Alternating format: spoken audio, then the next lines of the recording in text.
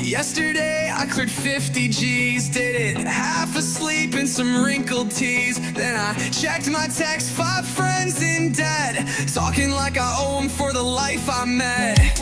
I used to chase hope, now I chase the pump. They post fake wins, I just post the jump. Told my mom I'm barely hanging on, but I bought a new whip just to prove them wrong.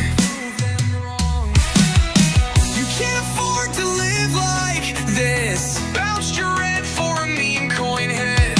You can't pretend your trade's all hit, but you do, don't you? I made more last month than your whole damn crew. Still act broke so they never asked to. Post one loss, they swarm like flies.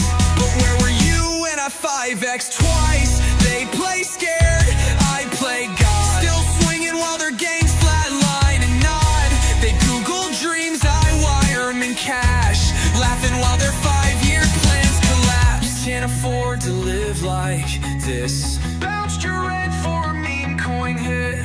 You can't pretend your trade's all hit, but you do, oh you do, don't you? You can't afford to live like this. Bounced your rent for a meme coin hit. You can't be dumb enough to dream so big. Yeah we can, yeah we can. You can't afford to live like this. Bounced your rent for a meme coin hit. You can't pretend your trade's all hit, but you do, don't you? You can't afford to live like this. Yeah we can, yeah we can. You can't be dumb enough to dream so big. Yeah we can, yeah we can.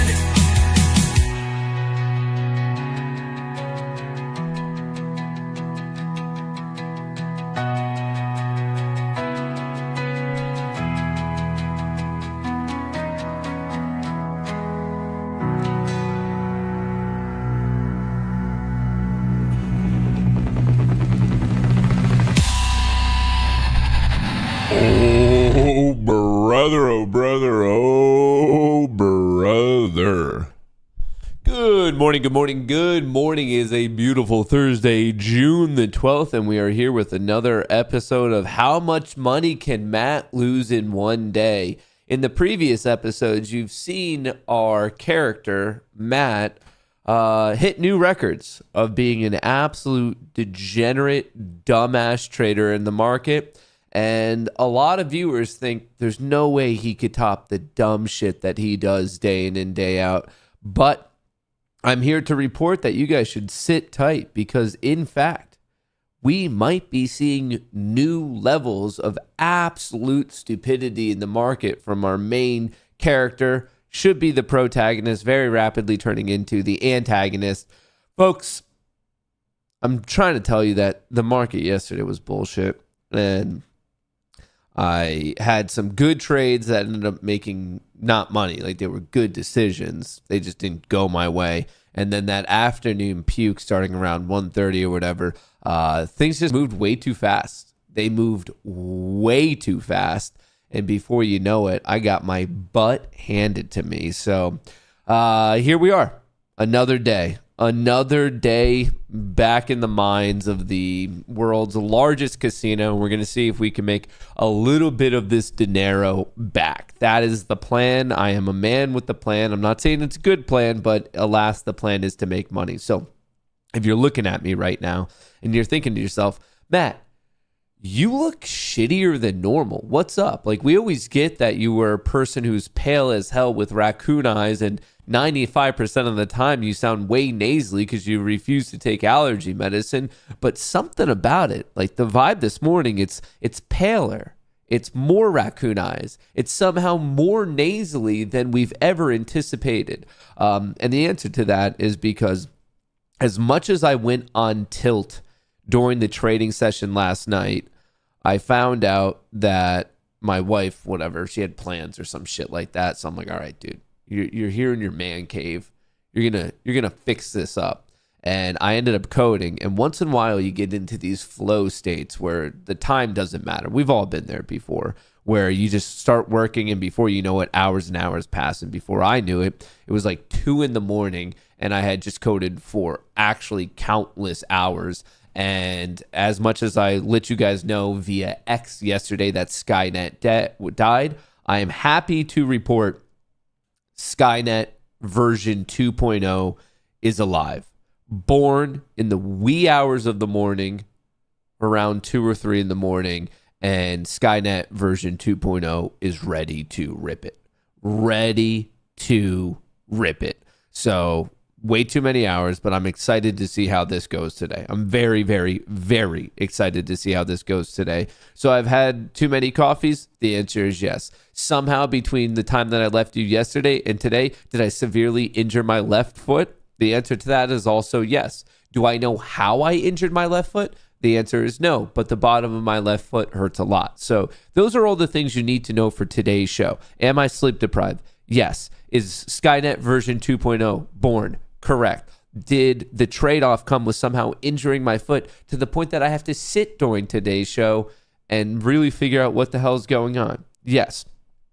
Is my AC also broken? And even though they promised to fix it yesterday, they now punted it to today. Also, yes. So those are all the things you kind of need to know about today. Today.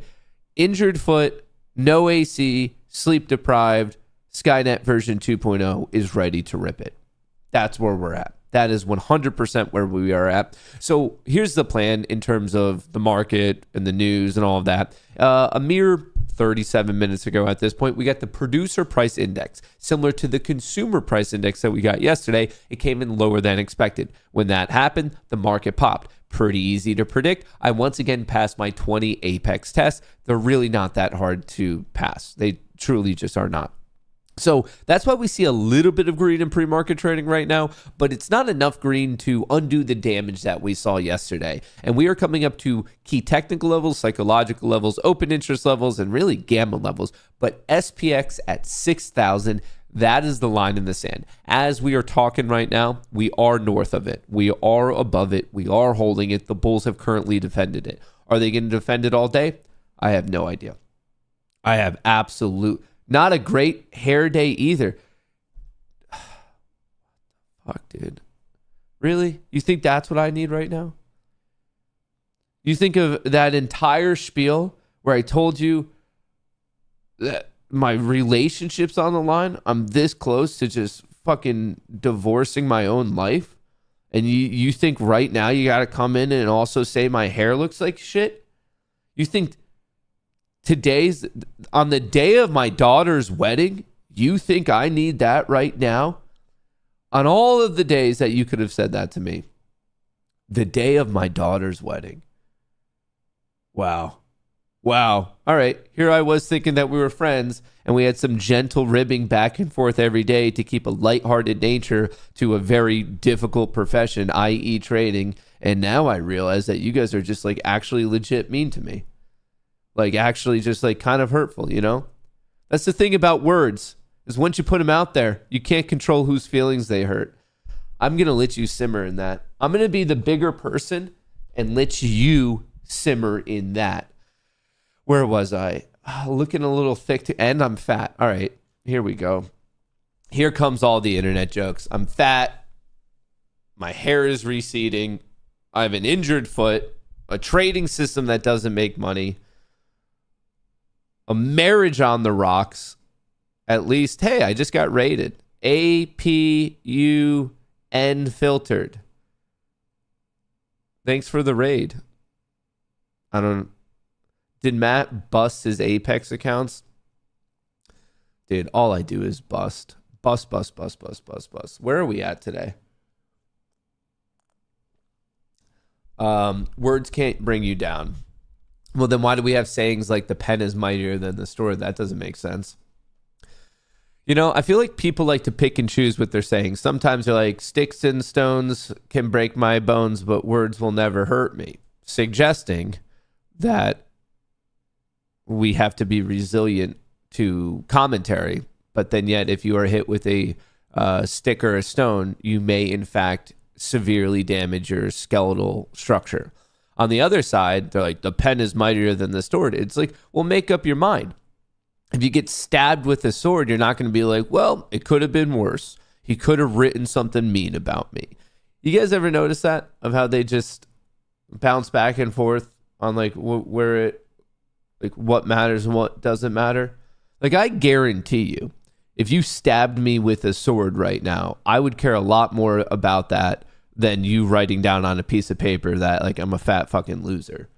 So yet we say the pen is mightier than the sword, but then yet sticks and stones can hurt me. So like in this scenario, we're really putting words at a super high level, sticks and stones at a level below that, and then a sword at an even lower level.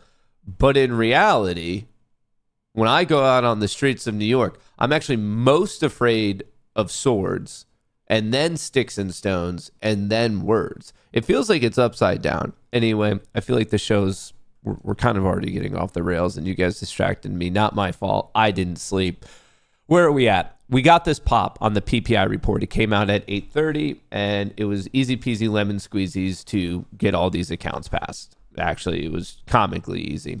But that's why we're a little bit green this morning. And other than that, there is a little bit of craziness going on in the world. So we got the PPI report. I'll be going over that. But let me show you oil. Old CL. Old black gold. Black gold's been ripping. It's pulling back a little bit right now. And there's a lot of people murmuring out there due to renewed global tensions that oil might be the bullish play. Might be the bullish play of the day. And let me get into why. Stock futures fall as Trump threatens unilateral tariffs. Yes, he is threatening it, but the market actually popping a little bit because of the PPI report. For those of you who are curious what happened at 8:30, it's on the screen now. They were expecting a increase in producer price index, the basically producer inflation of 0.2. It only increased 0.1, which means the year over year also came in a little bit cooler than expected, very similar to the CPI report from yesterday. So basically the last two inflation readings were looking pretty good. And right now the market, and you can see this on the Fed Watch tool, we are actually pricing in now officially 2 rate cuts this year. The first one's not in June, as in not next week, also not in July, but we are looking at September at ideally a rate cut by then. And then when you go to October, people are a little torn of, will the second rate cut be in October or will it be in December? But as of now, it is, according to the markets, really the fixed income market, it is a better chance than not that we get 2 rate cuts this year. That's the current line in the sand. Will it be true? Will it not be true? All I can tell you is there's a lot of time between now and September because, for example, you never know when World War III might start. Iran says it will accelerate nuclear work after UN Atomic Agency censure. Iran's new nuclear steps will cast a fresh shadow over struggling U.S.-Iran nuclear talks. Exactly what you want to hear on a beautiful Thursday morning. Trump wanted an Iran deal fast. Now we may get military confrontation.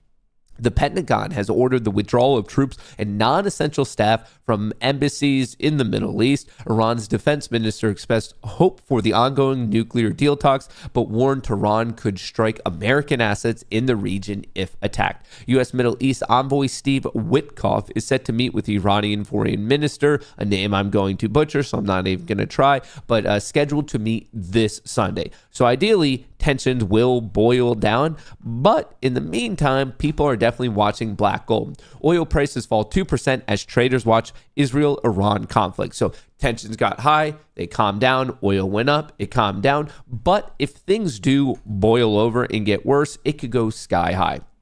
According to JP Morgan, on potential Iran attack. An attack on Iran could spike oil prices to $120, driving U.S. CPI inflation to 5%. President Trump's top priority has been lower energy prices for lower inflation. An attack driving oil prices to $120 would put rate hikes back on the table. So I just want to put this on anyone's radar, everyone's radar, just in case things get really bad. I think the likelihood of this playing out is very low, but it's also not zero. So I just want to put it on your radar so we're not taken off guard if the unfortunate circumstances of it playing out in a very negative manner come to fruition. So that's something you got to pay attention to. Oil, but really just the craziness in the Middle East. And don't forget, that's not the only thing going on right now. As of yesterday, we got some big updates on the trade war. Bessent floats extending tariff pause for countries in good faith trade talks. As President Donald Trump's 90-day tariff pause nears its end, Treasury Secretary Bessent is signaling fresh openness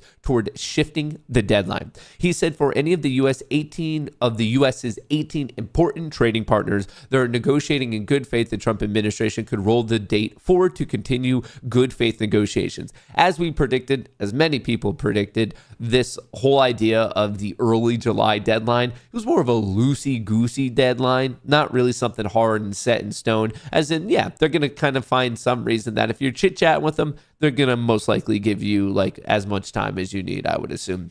Bessent's remarks came after Trump said the U.S. had reached a deal with China without releasing specifics on the framework of the deal. It is that latter part there of why the market really kind of sold off yesterday. So to start the day, 8 a.m., an hour and a half before the market opened, we got this idea that U.S.-China trade deal. Great, struck, awesome, great, we like that. Fast forward to 8:30, we got the CPI report. Inflation came in lower than expected. Everyone said great. From a technical perspective, we were holding support and a lot of calls came in. Then we got seemingly good news with China, seemingly good news with inflation. Everything was kind of coming to a certain crescendo that suggested the bull should absolutely rocket yesterday. And on top of all that, we were even talking about this in the Discord, all the basic data measures we use for the market also suggested that the bulls were very much in control. Unfortunately, when you looked at market open and you saw how market participants actually engaged in the market, you realize that no, there was not much put trading. There were some puts being purchased, but really we saw this gigantic exit. We saw a ton of call selling yesterday. When you sell calls, that is dropping delta. That is removing positive delta from the system, and that just changes how market makers have to hedge. When you remove positive delta, the market makers who hedged all that positive delta as in buying the underlying, well, now they sell the underlying because they just don't have to be hedged anymore. So what we saw, especially in the afternoon, was basically a race for the exit, and it became very rapidly a self-fulfilling prophecy. It wasn't legit bearishness by any means. It was, if anything, a lot of profit taking. And as to why they did or didn't do it, well, my best guess is that they ended up doing it mainly because of we've already been up so much and we got lack of clarity of what this China deal is. And it's one of those things where people are looking at their early April to now mid-June gains and they're saying, all right, cool, sick.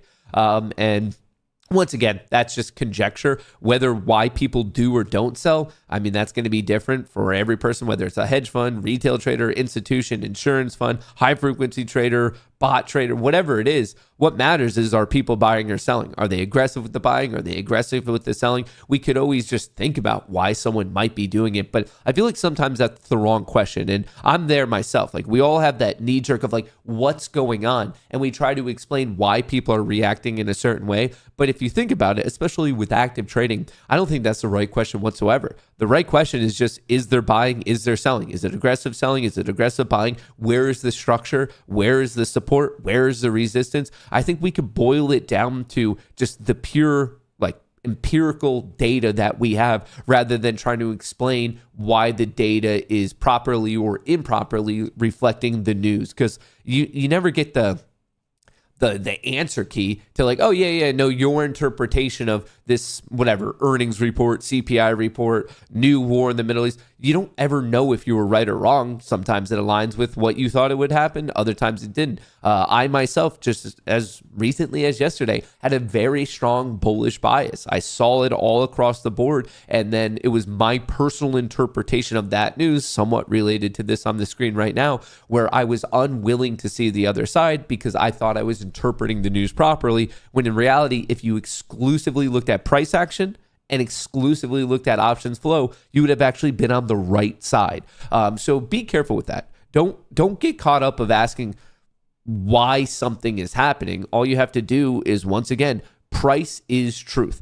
Are we having higher highs and higher lows, lower highs, lower lows? What is options flow and where are the key levels? Once you know those things, you really don't need to know much more. Anyway, now that I'm droning on, the UK economy shrank sharply in April as Trump tariffs and tax rises kicked in. So Yes, we have war to talk about. We have trade war to talk about.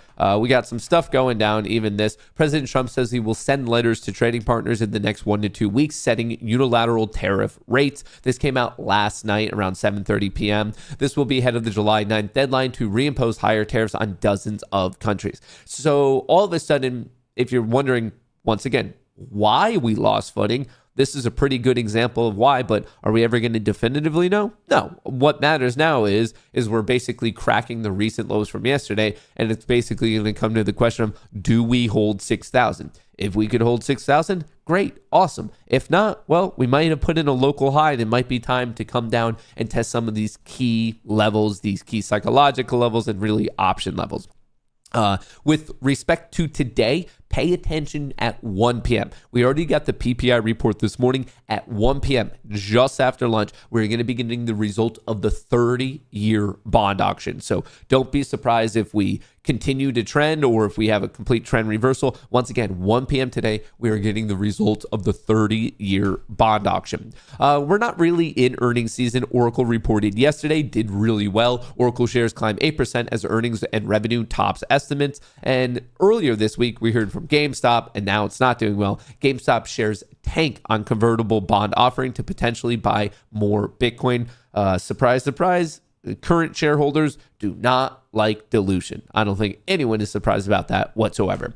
And last but not least, but if you haven't already signed up for the newsletter, it is 100% free. It's always been free, always will be free. MattKohrs.locals.com. I break down what's going on in the market. I give you a cheat sheet for the earnings, for the major macroeconomic events, and arguably the most useful, the seasonality for each day. The seasonality of today is a bit interesting. So over the past 27 years, the better part of 3 decades, the Bulls have won this day 56% of the time, slightly better than flipping a coin. However, when the Bears win, they win with size. So really, this is a look at the hypothetical equity curve you would have if you bought it open, sold at close. For many, many years, it was a nothing day. We didn't go anywhere. But then in the past 6-ish years, the Bears, huge win, Bulls, small win, Bears, another huge win, and then over the past 2 years, really not much. But in the past 5-ish to 7-ish years, there's been 2 instances of a massive bearish win on this day. So something interesting to point out. And then I should also let you know tomorrow it's just more generically bullish. So just want to throw that out there. If you're personally interested in the seasonality of each individual trading day or the earnings or the major macroeconomic events, like I said, MattKohrs.locals.com. It'll come to your email inbox every single Sunday, 100% free. It's always been free, always will be free. Let me bring this over here. Let me get ready for this. All right. I should also give you these key levels of the day. So on the screen right now, we have the high, the low, and the close of yesterday. The high, the low, the close are the green, the red, and the white horizontal lines. And then you're going to see 2 white boxes. Today, you can fairly argue that there's actually 2 different transition zones. The transition zone, I would say, from a price action standpoint, is best defined as choppy. Below it bearish, above it bullish. So choppy between 60.30 and 60.50. And you could also argue that there's a larger zone between 6,050 and 6,000. So I just wanted to put those both on the chart today. And then obviously the yellow horizontal lines are the major open interest levels. And we end up grabbing them right from spot gamma, where we can see the major net open interest. We could also see the gamma influence. So obviously this is a tool that I use every single day, day in and day out. You can see we have a decent amount of negative gamma above. We have a decent amount of positive gamma below. But I do want to kind of point out here, I might have to move myself up. Yeah, here we go. You can see right here, we're actually getting a little patch of negative gamma between 59.60 and 59.20. That might be coming into play today. So it's a little faint. You can't see it the best. Like clear positive gamma node. We have a lot of negative gamma up here, but I do want to point out this zone. Once again, 59.60 to 59.20. We have some negative gamma over here. And then if we switch this up to net OI, you could zoom in a little bit more. You can see it kind of better there in reality, but we do have a decent amount of long puts down to this level, which are fresh between yesterday and today. So once again, just want to put it on your radar. Right now, we are anticipating opening above 6,000. In fact, we're anticipating opening at 6,009. So out of the gate, it's just going to basically be, do we hold this level? Yes or no? We are somewhat already on the bear side of things. Obviously, the EMA cloud, the breaking down. If we don't hold this, I'm watching 59.90, then 59.75, 59.50. These are all these key levels. Feel free to screenshot it, take a picture, do whatever you want. But these are the major levels I'll personally be paying attention to today. Here, let me switch this back up. Okay, great. So we did that. All right, let me get over here. 1 minute. We have a rocky start to today. I mean, even Bitcoin's getting hit here. A lot of things are getting hit. We are currently just hovering above yesterday's closing value. So that's going to be the main watch out of the gate. I would bet with high certainty that we're at least going to evaluate yesterday's low level just because of how close we are. I don't think that's statistically that impressive of a call out. But from there, the interesting watch is going to be, do we hold it or do we break it? I mean, but we have everything turning pretty brutally right now this morning. Ugh. Ooh, it's going to be one of those days, folks. All right, as the market gets rocking today, as I always do, I'll show you guys the options flow. We'll go over the data in real time. Let me switch this up. I just want to get ready for it. Yeah, I mean, I could even show you on this, but you could just see pretty much all day. All freaking day. Look at the delta flow starting at 1037. We had a little bit of divergence. Price went higher, delta flow didn't, and then it became evident at 11 a.m. the delta flow was just getting smashed. And it wasn't really from an extreme amount of put buying. It was just everyone was pulling the ripcord on their calls. They were just getting out of calls. Granted, there was a little bit of call buying right into close, but overall, you can see that the Mag 7 was getting beat up, and so was the S&P 500. Same thing. This one was more of calls flat, and some puts were being purchased, specifically 0DT puts, and it ended up calming down around 3 p.m., but very conflicting information. So as I even put it in the Discord today, my goal today is really just to wait, because there is a chance that we're in a transition, like a legit transition. Look at the 4-hour chart. We were testing an actual breakdown on that medium time frame. So this is what I'll be watching. If we can bounce out of it, great. Might be a time to be a bull and buy this dip. But if we start to break down, it could be an overall transition from a bull trend to a bear trend for a couple days. Totally 100% possible. Really, anything could be going down today. So I would just say respect your risk, stick to your trading plan, and then hope for the freaking best. That feels like a pretty good message to me today. All right. We are ready to rock, mi amigo. Let's get this casino going. We have exactly 2 minutes until the world's largest casino finally lets us degenerates in. How's MSTR? Ooh, that one's getting hit down 2%. Jesus. Everyone's getting rocked this morning. All right. Before the market actually opens, what is the top watch on everyone's top ticker on everyone's watch list today? What are you guys looking at? Feel free to comment it below. I do want to at least throw up on the screen what you guys care about the most. What are you guys watching? Why am I getting weird feedback? Hang on, let me see if I can fix this. I'm getting strange feedback. All right, let's see. Hood, GME, Tesla, SPY, Tesla, Chime, IPO, Tesla, GME. Well, you're the same person just spamming it over and over again. I think only actually one person is watching it. Get ready, folks. 1 minute out. We are 1 minute out. SPY's in the top left. Nasdaq's in the bottom left. Tesla's in the top right. Avago, but we could switch these out whenever you guys want. All right, we have a lot of people watching Tesla. QUBT had a great day yesterday. How's it actually doing this morning, that quantum computing play? It's up again. It gained 25% yesterday. It's up another 3.4% today. IWM, Avago, RUM, SPY. Okay. Seems like there's quite a bit of Tesla interest.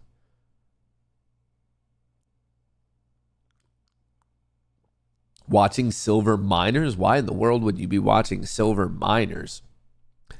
That sounds like... Well, that's awkwardly loud. That sounds very, very boring to pay.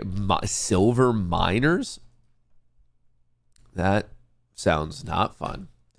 All right, out of the gate, here we are. Let's see how we are in the key levels. We're kind of below one transition zone, arguably in a different transition zone, but let's see how it plays out. We have a massive breakdown support level at 6,000 and a decent breakout resistance level at yesterday's closing value of 6,022.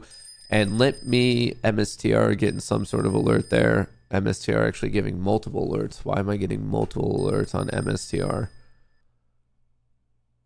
MSTR failed breakout over the past couple days. Makes sense. I mean, you do have Bitcoin at 107,000 taken out of the past couple lows.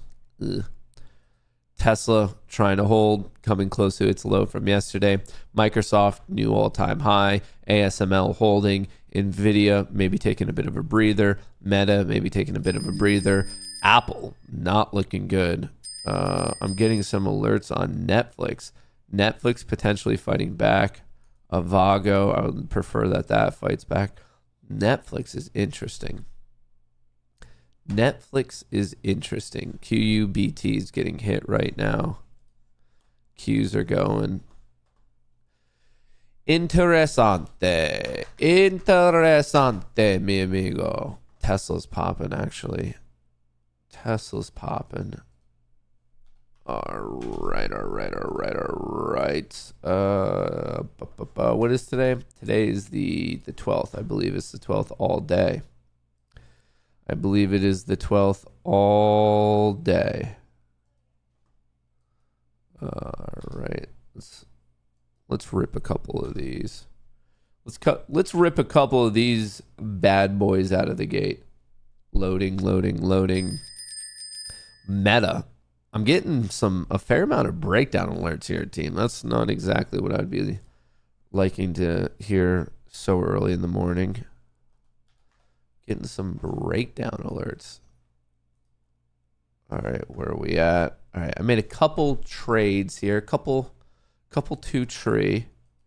If you are in the Discord, I'm working to post it as fast as I can. And if anything, Skynet version 2.0 should it's not allowed to run until, what time is it? 9:45. I coded in a start time that it's not allowed to do anything until 9:45. So hopefully that all goes well and according to plan. Is it on? It should be on. Yes, I believe it is on. So it'll just be this account all the way up here. The take profit account, $50,000, has not traded. You guys ideally are going to be able to witness the very first trades of these accounts. So like I said, the earliest it's allowed to fire is 9:45, but it might take more time past that. What? Why did it disconnect me? Let me back in. All right. Right now, the 5 minutes bullish, 10 minutes bullish, 30 minute is bearish, 4 hour is bullish. So a little bit of a mismatch between the 10 and the 30. On the NASDAQ, 5 minute, 10 minutes bullish, 30 minutes trying to break out, and 4 hour is still bullish. We're actually taking out some of this pre-market high that we saw. And we actually did that on SPY and on Qs. Interesting. Oh, QUBT had a nice bounce back already. Let me reload this. Here's the flow since market open. SPY was flat, catching a bid at 932. And then on the NASDAQ, pretty much just flat. No clear trend quite yet. Patience, as always. Skynet 2.0, more like Skynet 0.2. Well, that's just rude. Well, that's just hurtful. That is, in fact, just a little bit hurtful. What do we have going on? Green. There's not many green plays, folks. Not many plays in the green. Netflix is green. Nvidia is green. Microsoft is green. Avago is green. ASML is green. MicroStrategy is getting hit. Rum is getting hit. CRWV is green. VITX is getting hit. VIX is up 5%. Not the best open we've ever seen. I'm telling you this, the battle of the day is probably going to be right here at 6,000. Yesterday, we had a low of 6,002. We know that not only is that an important technical level, but we obviously also have this massively important psychological and open interest level at 6,000 flat. So I would thoroughly be expecting SPX to drop this additional 5 points just to test. I believe, like, obviously not a guarantee, but I would say at some point today, that's where it's going to battle, which would be another 50 cents down in SPX, putting us right around, I don't know, 599, about 30 roughly. So that's the first thing I personally care about is this test here. Who wins it? Do the bulls defend it and pop it back up, and then we hit the closing value from yesterday? Or are the bears a little bit too strong, or maybe the bulls are a little bit too weak, and then we crater and we go to the next level at 5,990. So this is what I'm waiting for personally, just to see what plays out. Just to see what plays out. I do have that set up as well. All right, haven't traded that yet. All right, we're just getting ready for today. Just getting ready to rip it. QUBT is losing a little bit here. Losing a little bit. Avago went red. ASML's green. MSTR. Oh, should we be betting against MSTR? It's coming up to this trend line. Now it has 2 upside gap fills.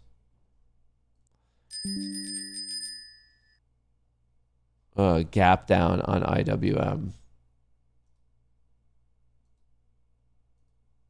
Gap down on IWM. Jeez Louise. Netflix, Nvidia, Microsoft, Avago. RUM is actually breaking down. Palantir. Tesla saved itself. Meta's not looking the best right here on the daily chart. All right, we're still waiting to see who wins out at 6,000.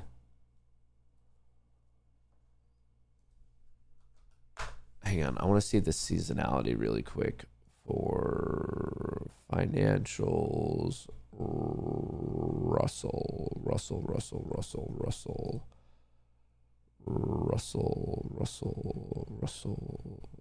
Hey, that's way too many.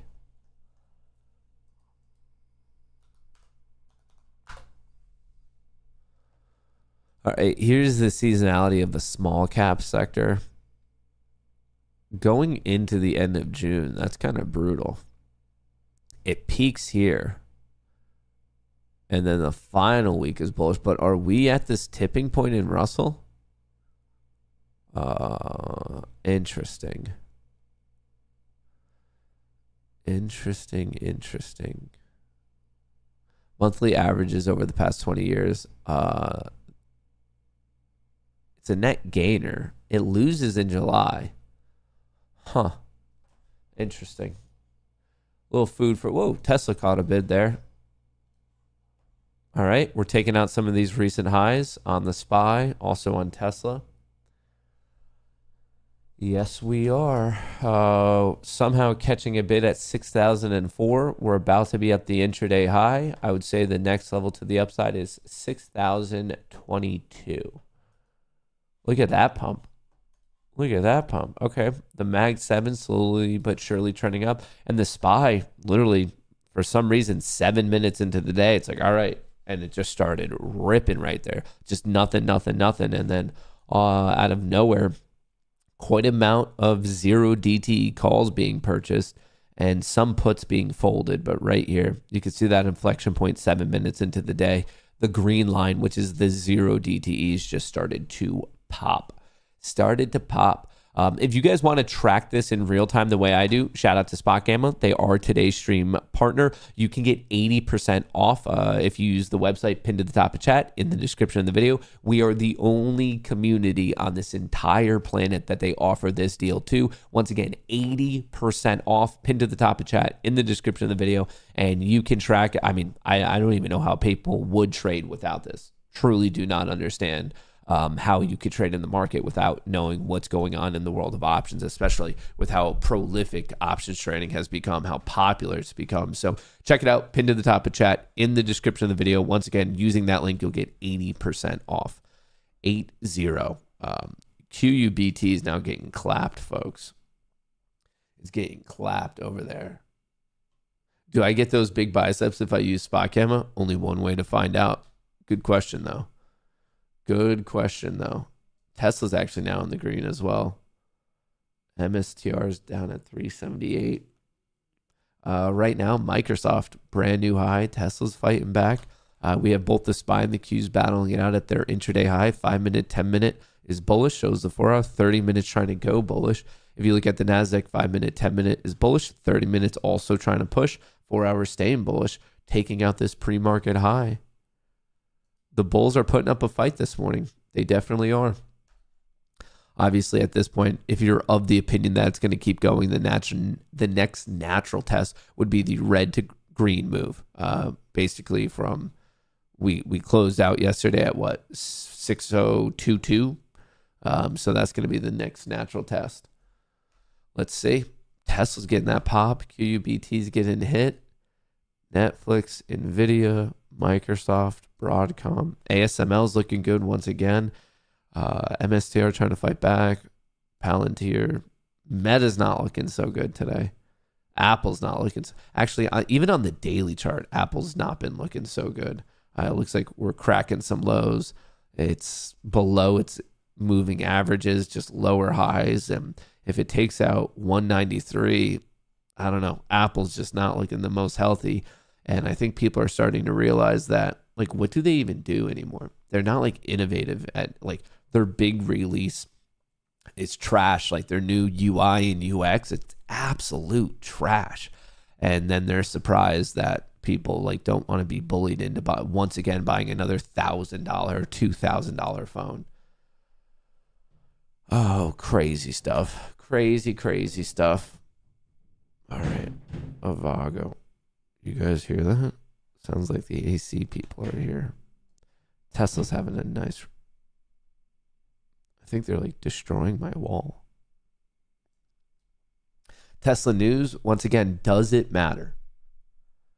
Does knowing the news or not news, does it actually matter?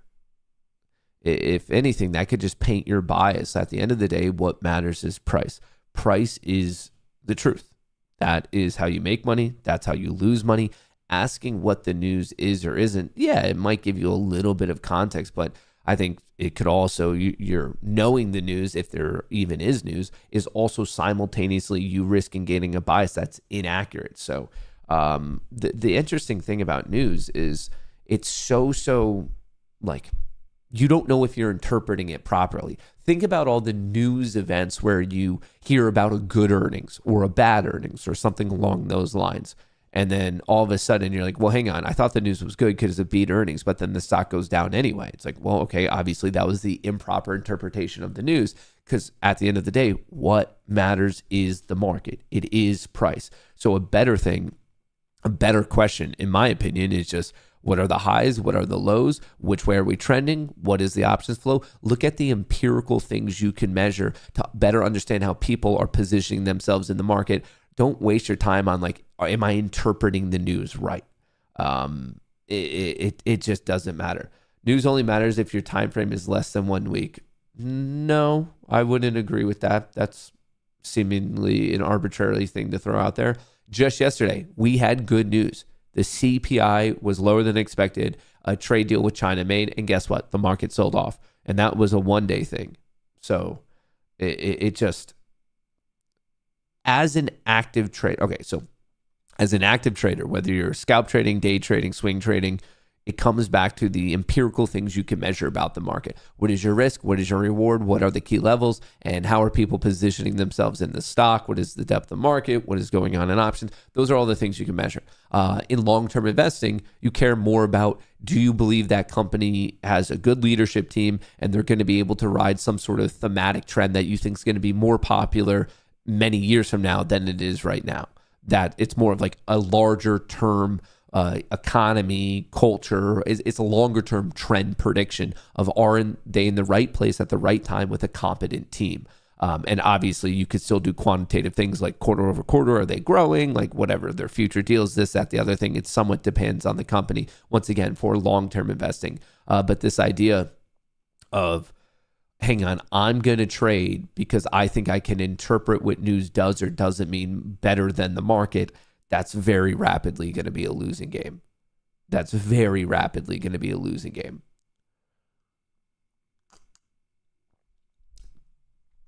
GME is more solid than ever. I don't agree with that. Is Apex at a discount? Yeah, 80% off with code Goonie. It's in the description of the video. So you could get 80% off Spot Gamma and 80% off Apex. I just saw an undecided candle thinking about deciding a pullback. That's funny. Speaking of that, is my... You said I was wrong, then cited a day when... Yeah, you're saying it only matters for less than a week. 1 day is less than a week. Chris, it's kind of concerning that you don't understand that. Your comment was it only matters if you're the news, if you're less than a week. Yesterday, a day session, which to my understanding, 1 day is less than 1 week. We had news and you're saying that's when it mattered. But even yesterday, it didn't matter. I was offering what's referred to as a counter example. It's all right. You'll keep up one of these days. One of these days, you'll get what's going on. All right, let's do a little looky-see. All right, this is brand new strategy and a brand new indicator. And as of right now,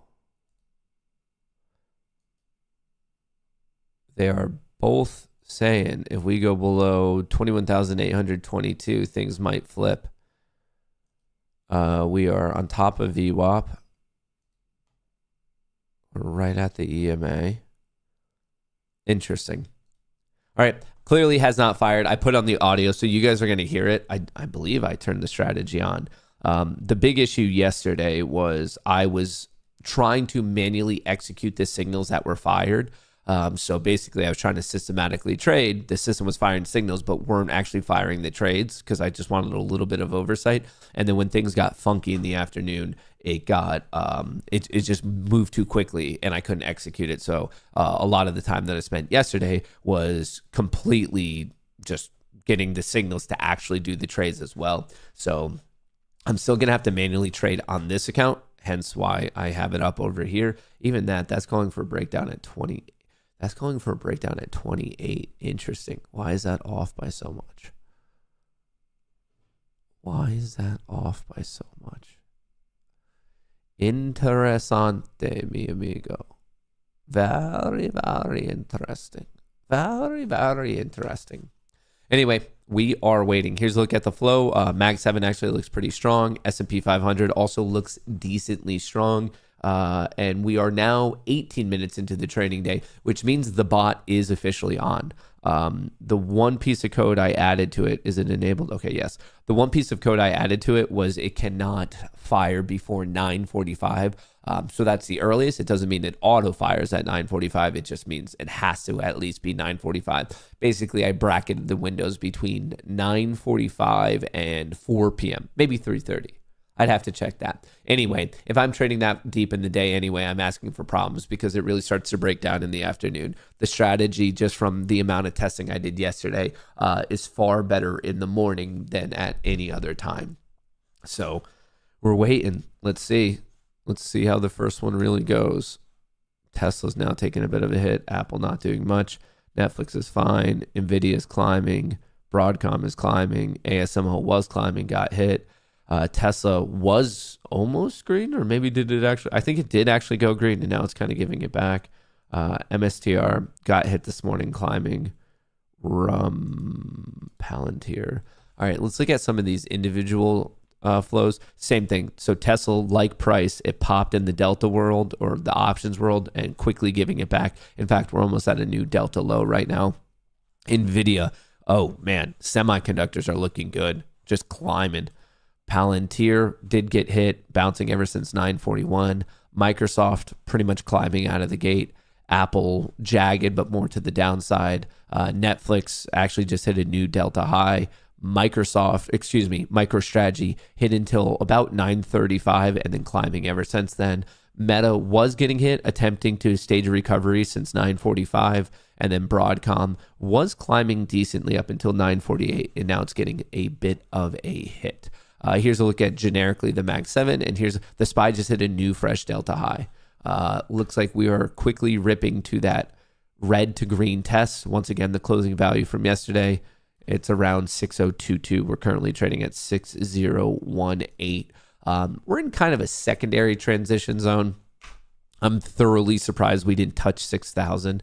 Very, very surprised we didn't touch 6,000, but hey, we have a lot of time left in the day. Across the board, especially if we close this out in about 9 minutes, all 8 of the timeframes are going to be bullish. 4 on the ES, 4 on NQ. So we're just waiting to see where this 30-minute bar closes. But the bulls putting up a fight, really starting about 8 minutes into the day. The bulls said, we are here to stay. Oh, the NASDAQ is getting its red to green test right now. We closed out at 532.41 yesterday, and that's what we're battling out right here. That's what we are currently battling out. Oh, what's a nice gainer? NVIDIA was looking good. Tesla was looking good. How's that QUBT play looking? Getting hit. What's that other one that everyone's losing their mind over? CoreWeave. CoreWeave is getting smashed this morning. Palantir's break even. Rum's down 3%. Bitcoin's trading at 107, down 1.5%. Tesla's back to being green on that little pop there. Interesting. All right. Well, the Qs are coming up to an important area while the S&P 500 is just below a pretty important area. There's the flow. People are starting to sell their calls, starting to get some puts, all starting at 950, but this is a very short-term movement, so my personal opinion is just wait a little bit. Mag 7 is now flat after a pretty nice pop. All right, do we have enough time in the day? I have a couple other tools where I could give you some ideas of the levels, the key base, the key high. Okay, this is calling out support at 5975 and resistance at 6050. 6050, and as the day progresses, those bounds will start to come in. And then the other thing we could look at, yeah, the calls are getting weaker and so are the puts. So that's a bit of a consolidation setup, but it's a little too early. Like it's only 22 minutes into the day. So let's just wait and chill. My big prediction is waiting for this test right here. 6022, the market has a high proclivity for at some point in the next day's trading session, touching the previous day's closing value, which happens with high odds. Is it a guarantee? Absolutely not. But that's what I'd be looking for right now. The NASDAQ already pulled it off. And we are not that far away from the S&P 500 doing the same thing. ORCL, how's Oracle doing? Oracle's looking amazing, up 12%. Wow, Oracle's crushing. Oracle is crushing right now. Someone said, what about IWM? What about it? What's your question? What is your question? Can you subscribe to my channel? Well, that's a bot. Congrats on getting banned, Mr. Bot. That's an easy way. Sorry about that on Rumble. You know, Rumble's actually starting to gain some ground when people are going out of their way to write bots for the website, like just all that bullshit. In a weird way, it kind of shows that it's becoming bigger of a platform that people think it's worth their time. Some bot farm in fucking Bangladesh. Oh, brother. Oh, brother, oh, brother, oh, brother. Oh, brother. All right, so far Skynet has not traded, but we are looking bullish. It probably would have taken that long, but no, that was an event. That was a PPI report, so I wouldn't have traded that anyway. So no, thus far, like if you got in, I mean, there's an argument to have taken this trade at 938, but for me, we were already on the bullish side of things because of the pop we got at 830. So there was no transition. There was no bull to bear transition, so it didn't trade. So if you took that as a day trader, this breakout bar, risking the intraday low, I mean, it was good risk to reward. If this is your target, this is your risk. Obviously, you have asymmetric reward to risk, so I don't mind it.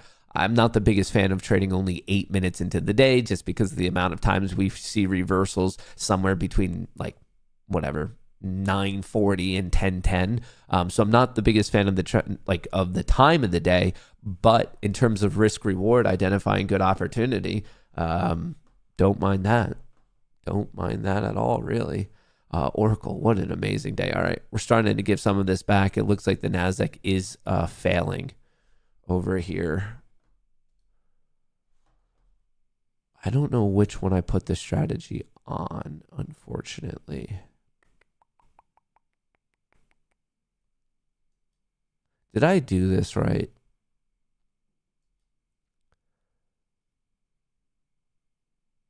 Whoa.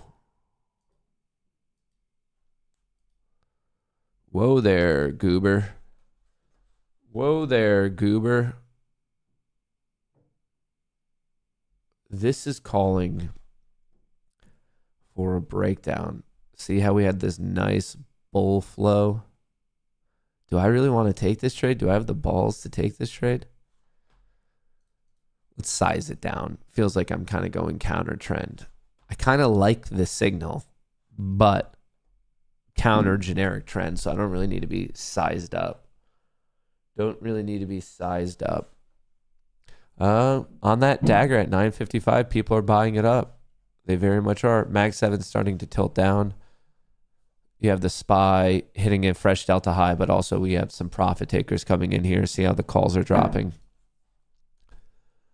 We got a pop. Tesla's going flat. ORCL's looking great. Netflix is flat. Nvidia popped flat, maybe waking up now. Microsoft flat. Broadcom trending up slowly. ASML getting hit. Tesla now flat. MSTR, decent recovery there on MSTR. Where's Bitcoin at? Bitcoin's now below 107. Lots of resistance up here on ES. Is that accurate? Here, let me check one more tool.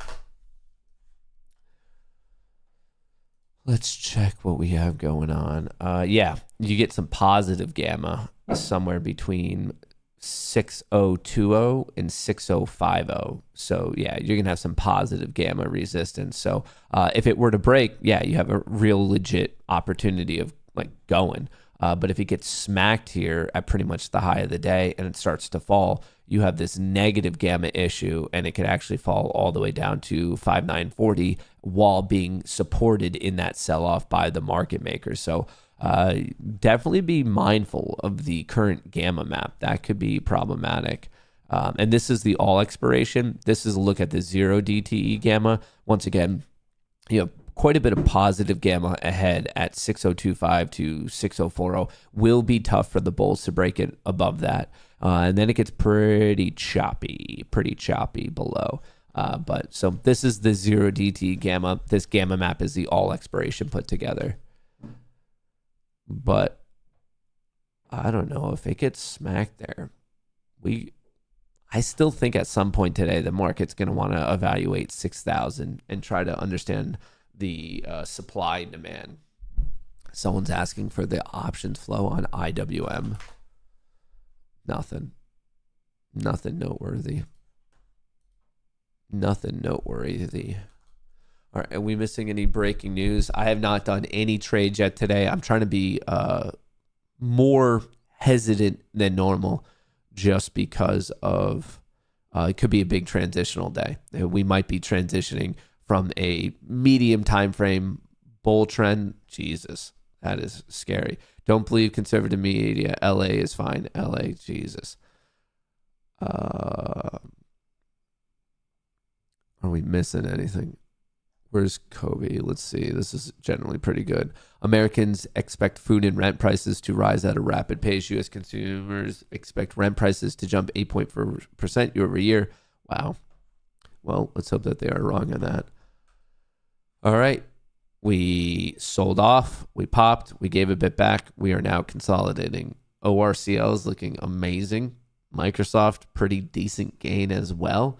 Oracle's up because they had pretty good earnings. They're actually just adding to their earnings.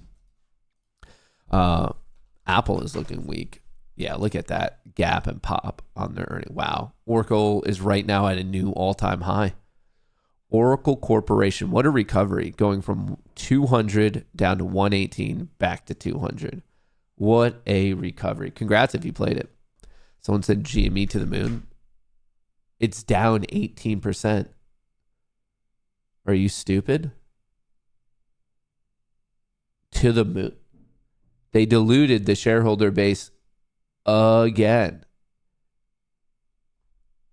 What?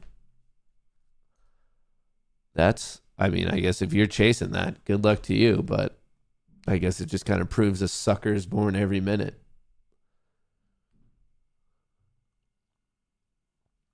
Proves a sucker's born every minute. Matt, how bad of a loss did you have? I took a terrible loss. So on my options account, I think I lost 8K or 13K, one of those, around 10K. And then I lost my Apex accounts on the sim funded. So those suck because I was close to a payout, but financially it's less of a hit. Less of a hit. All right, we're waiting for something to happen here. We might be putting in a higher low, but then the question is, are we putting in a lower high? Clear hit here at 955. There are always interesting trends that are seemingly created just past the turn of the hour. So let's see how this goes. Let's see what the 10 a.m. trades really have in store for us today. Thus far, we've had a bullish breakout to the top side on the 15-minute Orbo. And we have yet to do a 30-minute Orbo breakout or breakdown. That's kind of what we're waiting on right now. I'll mark it out. If you don't know what the Orbo trades are, it's just the opening range. So it's either your first, it's the first bar of the day for whatever time frame you care about. So if you care about the 15-minute, it'd be the first 15-minute high and low. 30-minute, hour. If you're looking at the hour, it's referred to as the initial balance. By the time you get above 15 minutes, by the time you start looking at 30 minutes in the hour, the odds, the statistics around that strategy do become a bit more compelling. So I just want to throw that out there. I should make this blue as not to confuse people because it is not the closing value. All right. I just want to be a little bit consistent. So on the screen right now, I marked out the 30-minute Orbo on both the SPY and the Qs. MSTR is looking decent. I'm getting some sort of alert on Broadcom, Avago. Not complaining on that one. Netflix, Nvidia, Microsoft, Avago. What a comeback on Avago after its earnings. Upside gap fill to 259. Let's see if that holds. ASML's flat. Microsoft grinding. Nvidia trying to recover a bit. Netflix, hopefully it can keep pumping. Tesla tried to fight back, but it's losing a little bit of steam. MSCR is attempting to fight back. Rumble not looking so good. Palantir fine. Meta, potential local high being made. Might want to come down for a bit of a breather. All right, we have still yet to test that closing value from yesterday, so it'll be interesting to know.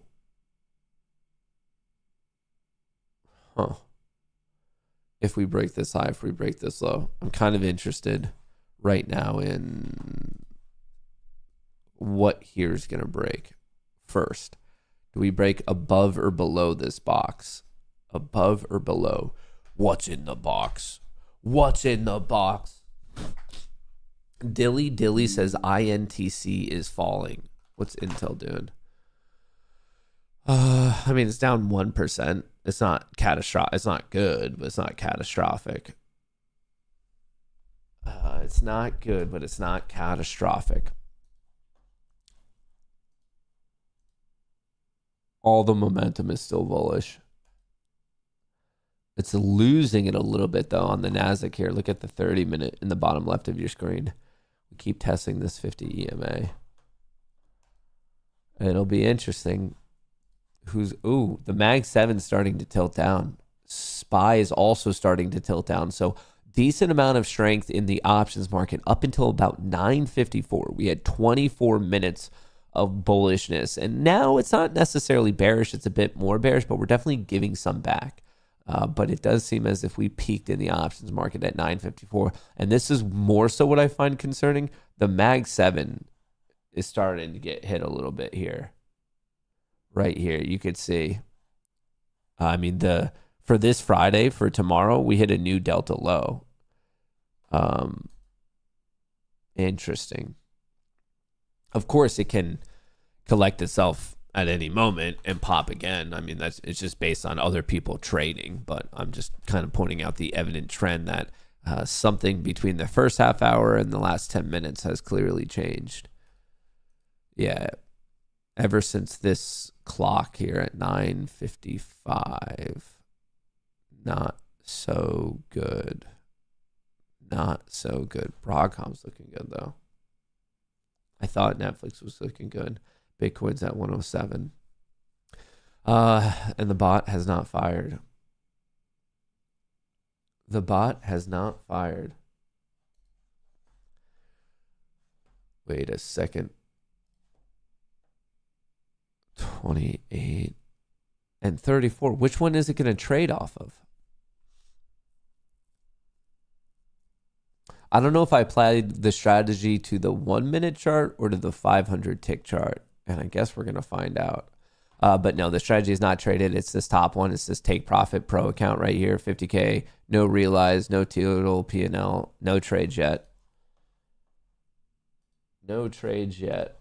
You'll hear it when it trades. All right. We're just getting classic consolidation. Lower highs, higher lows. Lower highs, higher lows. Both the SPY and the Qs are consolidating. Oracle's popping. Avago is also popping.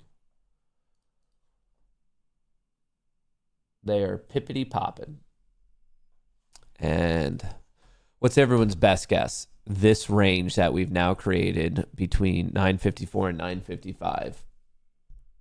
Which one? What are the votes? You should never trade on your gut feel, but I am, alas, coming to you asking you guys for your gut feel on this situation. Well, now you're kind of cheating because we just got a pump, but maybe it's a fair question. Do you think we're going to get a breakout or a breakdown? Wait, what is this?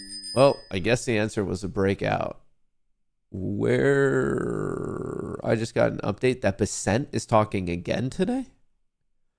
Is anyone else seeing that? Percent, the Treasury Secretary. That's permanent while delivering additional tax relief to middle-class families. The House passage of the One Big Beautiful Bill was a significant achievement, and we're capitalizing Testifies on the budget request and tax reform. Possible. This legislation recognizes that extending proven tax reform is critical for working families. The bill also recognizes the solution to our debt crisis is not to tax Americans more. It is to spend less. Tax revenues surpassed estimates this filing season. Orbo breakout. And tax revenue as a percent of GDP has remained consistent over the last 50 years at about 17%. Simply extending current tax policy will not increase that deficit. Republicans are undertaking significant spending reductions and have targeted more than $1.5 trillion in savings, the single largest reduction in mandatory spending in history. These reforms target waste, fraud, and abuse that proliferated in our spending programs. That's an during unfortunate the name. And under the Biden administration.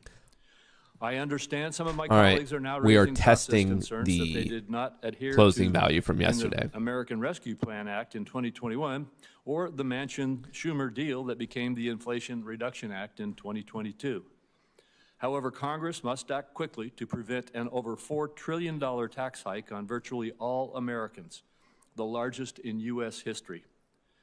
Moreover, Senate Republicans are committed to providing families and businesses the certainty they need to invest and plan for the future, as well as to provide additional middle-class tax relief and take steps to lower the deficit with serious spending reforms. This is the best approach to restore economic prosperity and opportunity for all Americans. All right, fresh high on the SPY and the Qs. Oracle's going, Avago's going. Senator Wyden. Thank you, Mr. Chairman. This morning's hearing could be the only opportunity Democratic senators have to question a top Trump official about the truly disastrous bill Republicans are writing behind closed doors. Robert Kennedy Jr. has been invited to appear. It looks like he's ducking us. Oz is waffling on the promise he made in this room to hear from rural Oregonians about this bill. Oregonians. Catastrophic You don't have to tell me Medicaid twice. cuts. There's a legislative wrecking ball about to devastate Oregonians. the lives of millions of Americans. That needs to be the focus of this hearing. While Senate Is Republicans that daffy? are making Well, now that's getting mean. small tweaks to their bill, countless millions of people across the country feel like they're living on a knife's edge. Nurses and firefighters, teachers and machinists, they're living paycheck to paycheck, barely staying ahead of the bills. They're overworked and they're concerned about providing for their kids or caring for Spying an cues, older both loved back one. in the green. They see a rigged economy that creates enormous prosperity It's at the all top, bullish. but denies All it bullish. to nearly everybody else. The plan Donald Trump and Republicans are scrambling plan. to pass What's is the going plan? to do virtually nothing for them. In fact, it would make their lives worse. Upside No Gatfill exaggeration on to say the Avago, Republican plan would 259. ruin millions of lives to help the ultra wealthy Microsoft, buy yachts new all-time high. and vacation homes. Their bill isn't a tax and spending cut, it's a class war. It is caviar over kids. It is Where do they come up with this Mar-a-Lago shit? Caviar the middle over class. kids. The version that passed the House, the only text we have to go He is by a now, looker. since this is all unfolding in secret, includes the largest cuts to health care and food assistance in American history. More than $800 billion cut out of Medicaid. Nearly $300 billion cut from the Affordable Care Act. More than $500 billion in automatic cuts to Medicare. For Donald Trump and Republicans to hide behind the flimsy claim that this will not cut benefits is absurd. To say their bill protects seniors and kids and veterans and people with disabilities is absurd. It's insulting to the intelligence of millions of people who have health insurance today and stand to lose it as a direct result of this bill. Going for a new high. 16 million on this guy Americans lose freaking their out. health care. Working class and middle class Americans will be ensnared in a thicket of red tape, costing them their Medicaid and ACA Ensnared in a benefits and thicket. making health coverage You don't entirely have to tempt me with a good time. unaffordable. This is going to inflame the mental health crisis in America. It's going to set back our progress against fentanyl deaths. Kids with disabilities will lose home care and school-based services. The cuts are going to shutter rural hospitals and take nurses out of nursing homes, exposing seniors to abuse and neglect. My view is the $300 billion cut to SNAP can only be described as cruel. 2 million kids lose some or all of their food assistance they receive today. It's just unthinkable that We elected going. leaders in a country as rich as ours would knowingly The market's inflict loving this hunger guy bitching. on millions Mag of 7 kids. new high. It'll S&P set those 500 new kids delta back high. for years and years. A new study on the health issue found that the bill will cost thousands and thousands of lives, preventable deaths each year. Just gonna take him out back Why and make shoot that him. choice? Why ruin all these millions of lives by stripping away their health insurance and jacking up the cost of living? To pay for handouts to big corporations and the wealthy? That is an awful choice that Donald Trump and Republicans have made. The bill gives big corporations $1 trillion in new tax breaks, and they're hiding the cost once again with budget gimmicks. It would give the top 0.1% of earners a tax break of more than $250,000 each year. Looking just at the tax changes, the typical lower income family would be lucky enough to cover groceries for a week in the Republican plan.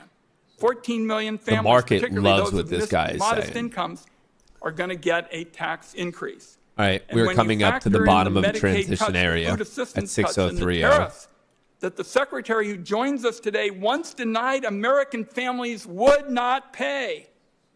Nobody outside the fabulously wealthy is going to benefit from the tax changes at all. That overall Trump agenda is a big net loser for the vast majority of Americans. That's not tax reform. That's not a spending cut.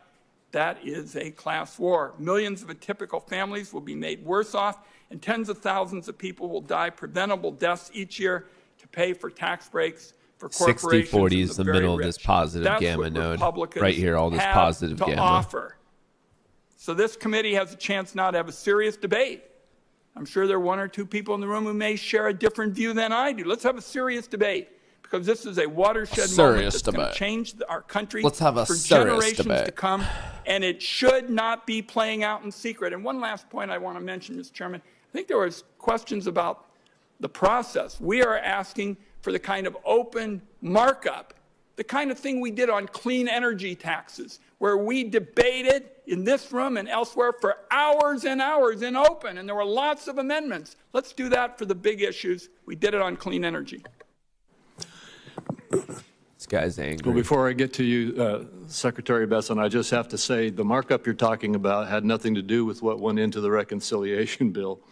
And the reconciliation bills that were done in the last administration were done exactly through the same process that we are pursuing today.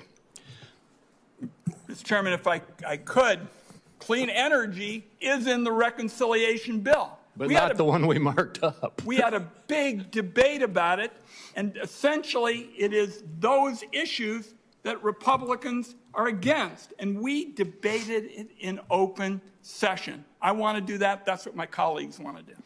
Well, as you can see, Mr. Secretary, there are different points of view up here. We're here to hear from you. We appreciate you being here with us, and you may proceed with your statement. Thank you. Chairman Crapo, Ranking Member Wyden, and members of the committee, I'm grateful to join you here today. Treasury is committed to working with Congress to improve our nation's finances, create new jobs, and strengthen the economy. We look forward to coordinating with you on the President's budget and his tax priorities in the coming weeks. As part of this effort, I wish to highlight today the Treasury Department's efforts to advance President Trump's economic agenda on tax and trade. First, tax. I'm pleased to report the Treasury has just concluded its most successful filing season in years, and we did so while improving efficiencies and cutting costs at the IRS. Critics of the President's efforts to modernize the IRS warned that the effort would result in a 10% shortfall in receipts. Instead, the opposite happened. April receipts this year were up 9.5% over the previous year, and receipts in May were up 14.7% we're tagging the over transitions the previous year. Most remarkably, the President was able to achieve these results while reducing $20 billion in waste on planned IT spending at the IRS. This success has taken place against the backdrop of one of the most consequential tax proposals ever to come before Congress, the One Big Beautiful Bill Act. The One Big Beautiful Bill will make the 2017 tax cuts permanent. This will provide individuals and businesses with certainty and build economic momentum. The legislation is clearly and squarely aimed at boosting the working and middle class and reinvigorating American manufacturing.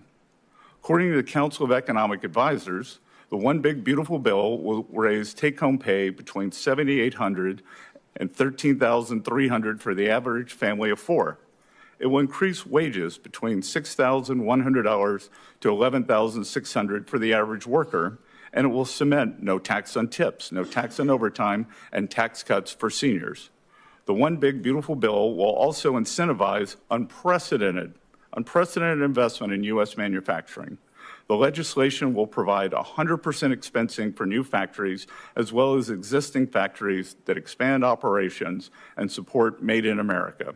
And it will streamline burdensome permitting processes that often stand in the way of new manufacturing products. It's time for this country to start building things again, and the One Big Beautiful Bill makes this possible. The administration is grateful for the House's efforts to advance the One Big Beautiful Bill. We now look forward to working closely with this committee and other members of the Senate to get this legislation to the President's desk. Second, trade is the second topic I wish to highlight. The progress we have made on tax issues over the last 4 months complements the significant progress we have made in rebalancing the global economy. Since I last testified before Congress in May, the President announced an historic U.S.-UK trade deal. This arrangement, which creates a $5 billion export opportunity for American ranchers, farmers, and manufacturers, is a preview of what's to come. Dozens of countries have engaged the administration thus far with offers to improve their trade relations with the United States. This includes China. Yesterday, in the early hours of the morning, I returned from successful negotiations in London with the Chinese delegation. I'm confident these negotiations will bring balance to the economic relationship between our two economies. China has a singular opportunity to stabilize its economy by shifting away from excess production towards greater consumption, but the country needs to be a reliable partner in trade negotiations. If China will course correct by upholding its end of the initial trade agreement we outlined in Geneva, and I believe after our talks in London they likely will, then a rebalancing of the world's two largest economies is possible. I would also like to thank His Majesty's government for arranging the use of the magnificent Lancaster House as a meeting venue for the United States and Chinese delegations to help stabilize our trade. By challenging the decades-old status quo on tax and trade, President Trump is bringing new life into the American economy. More than 500,000 private sector payroll jobs have been added since January. Most importantly, inflation in the U.S. is at its slowest pace since 2021 on decelerating cost increases for shelter, food, and energy. After 4 years of price increases diminishing the U.S. standard of living, inflation is showing substantial improvement due to the administration's policies.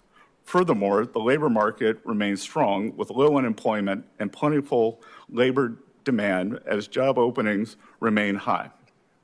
The strength has been exemplified in the recent performance of the stock market. And I'd like to respond to the ranking member's charges of the distributional aspects of the One Big Beautiful Bill. I would note that thanks to his party's policies, the summer of 2024 saw a record amount of European vacations taken by Americans and record food bank usage. That's what their policies did. The president's bold leadership on these issues has laid the foundation for a golden age economy. With your help, we can build on that foundation to create even greater prosperity and abundance for the American people. We'll hope you will join us in this endeavor. Thank you. Thank you, Mr. Secretary. And I'll start out with questions. Markets Before liking I it make thus a question, far. I'd like to just say it is refreshing to hear you talk about the fact that the United States is finally back in the game of trade negotiations.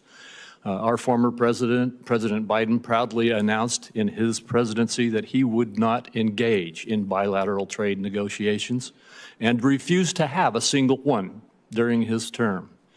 Now we are engaged in trade negotiations, and other countries are coming to the table to deal with this, and I was very pleased to hear your report on that.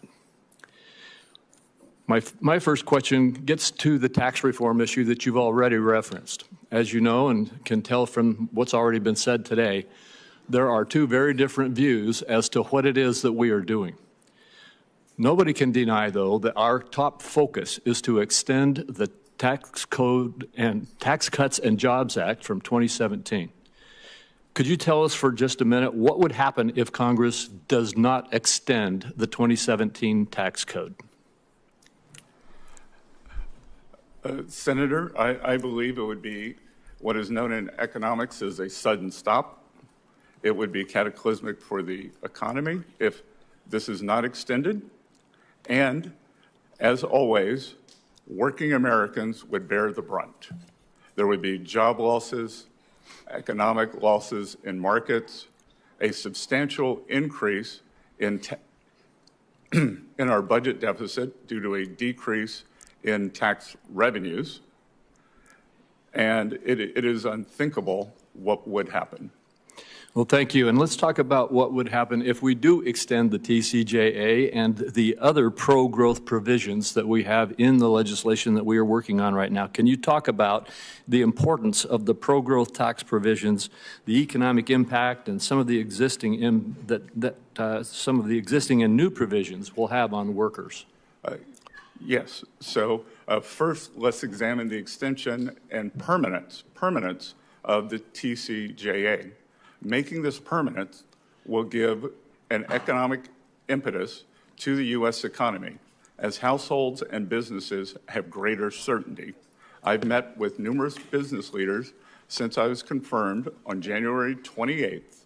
And while they are confident that the bill would pass without 100% surety, they are holding back on their capital expenditure plans.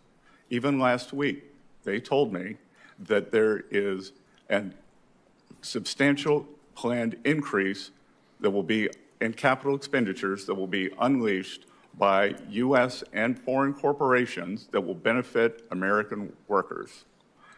In terms of households, we will see the continued increase for working Americans from TCJA, which led to strong non-inflationary growth, as opposed to what we saw during the Biden years of substantial inflation.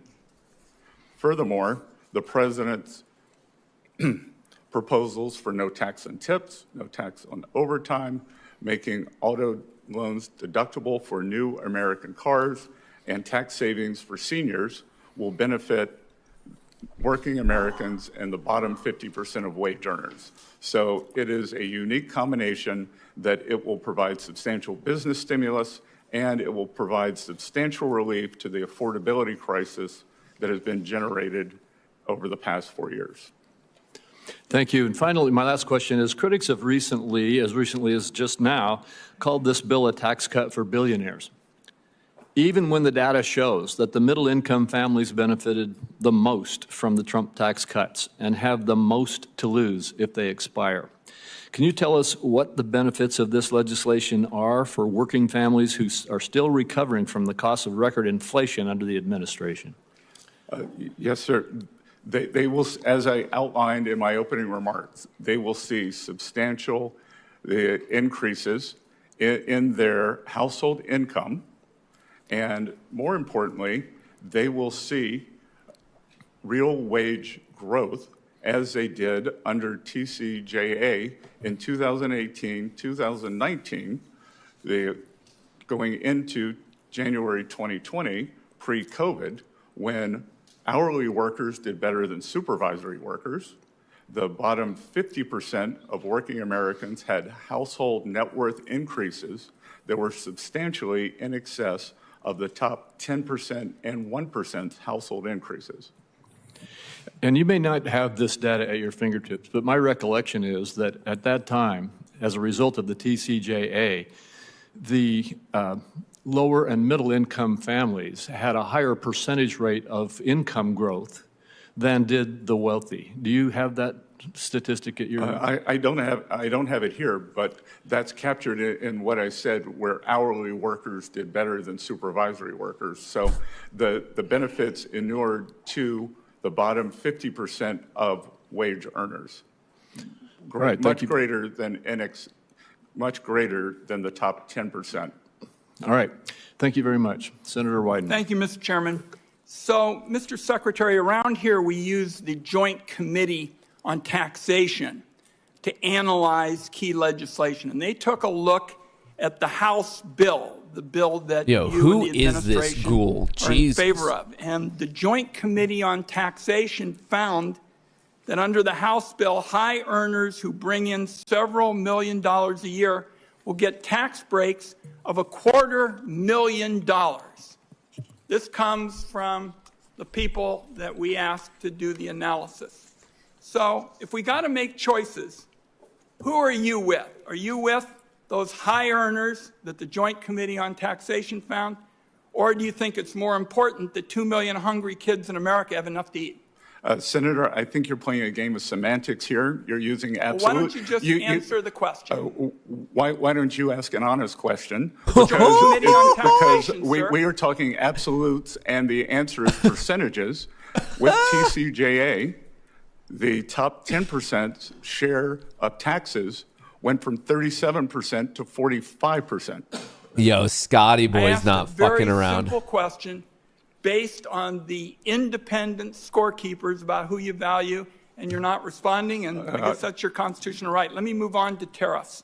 So at your nomination hearing, I asked you whether Americans would pay the blanket tariffs that President Trump wanted to impose, and you said no.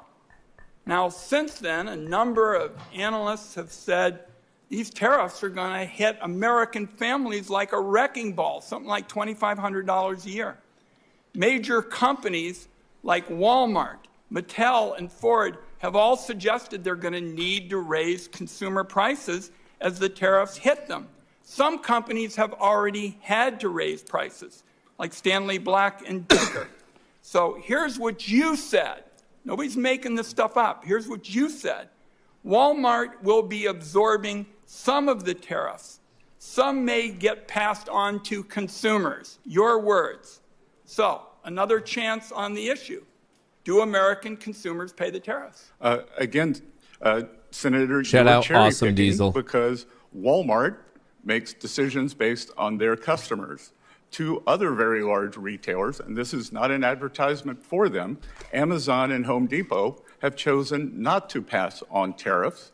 And there seems to be a new version of TDS, which I would call tariff derangement syndrome. And many on your side seem disappointed that there is no inflation today. As a matter of fact, we saw the best inflation numbers since 2020. So there has been nothing passed on. There has been no tariff recession. Tariff so no inflation, derangement no syndrome. recession due to tariffs. So let the record show that once again, the Secretary of Treasury doesn't think American consumers are paying the tariffs. We say to all those people who are trying to pay medical bills and food bills and the like that are still going up, they know they're paying tariffs. Let me move on to an issue. I'm sorry, Senator, but it's my time, Mr. Secretary. I'm sorry, Senator, but the data doesn't show that. Okay. We can have a difference of opinion. Difference of data. The Senate is coping Facts with don't care about your healthcare feelings. choices that are enormously important. Just as a matter of your thinking, what do you think is the largest employer in rural America? The cartel. Sorry?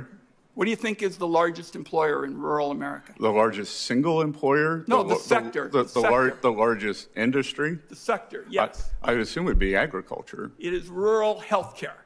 And it is why all of us up here disagree so strongly with what this administration, is doing. And the tax bill is going to accelerate the closure of rural hospitals. People who basically are the key to surviving in rural, life. And our colleagues, Mag 7 Senator flat. Markey, Senator Merkley, Senator Schumer, are going to release new data that hundreds of rural hospitals across the country Be careful. stand to lose Spy's under the starting to Republican turn over. reconciliation bill, which apparently you guys don't know is going to clobber the big economic engine in rural America.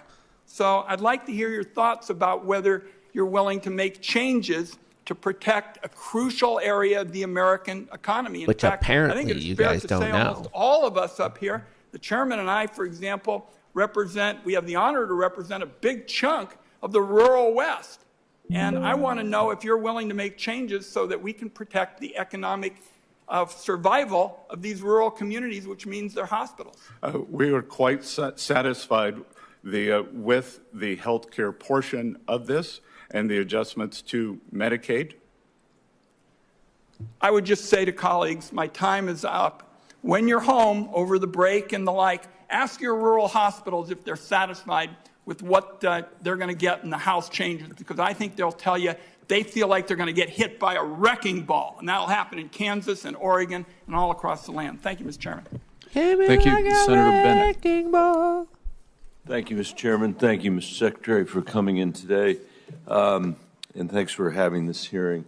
Secretary Besson, the last time you were here, I asked you about your emphasis on domestic discretionary funding in your opening statement. You had stated, quote, "We must adjust federal domestic discretionary spending to get our fiscal house in order while striking an urgent tone on our growing deficit." We are pumping. I mentioned to you then that domestic discretionary spending is only 15% of our budget.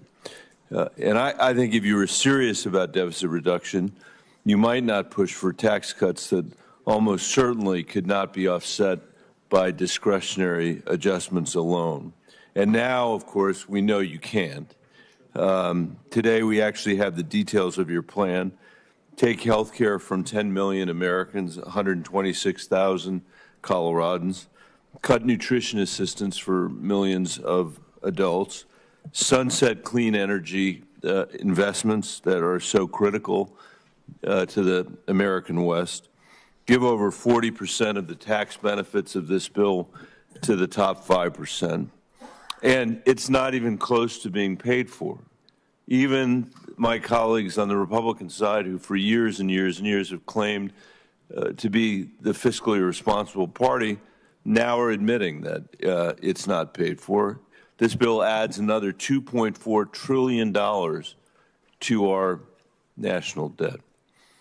It will push the deficit to GDP ratio up to 7%, which you said when you were here before was unsustainable, far from the 3% target that you described.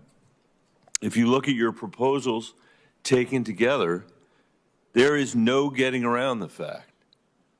There is no getting around the fact that the richest Americans receive an average tax cut of $300,000, which, again, we're not paying for with the discretionary cuts that you advertise. So once again, we will have to borrow money in order to assist the people in this country who least need a tax cut at this moment, while the Americans who have been made miserable by the economy that they're in actually see income reduced because of cuts to Medicaid and cuts to SNAP. Meanwhile, and I think, Mr. Chairman, this is really important, meanwhile, interest rates are at 20-year highs.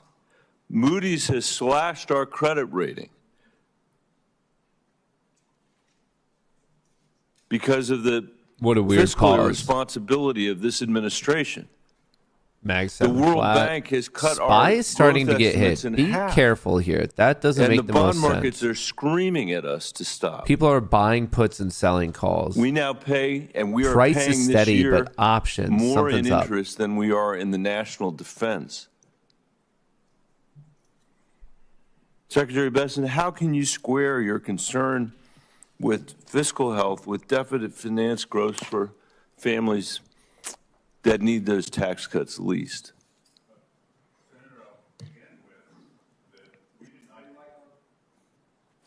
We did not get here.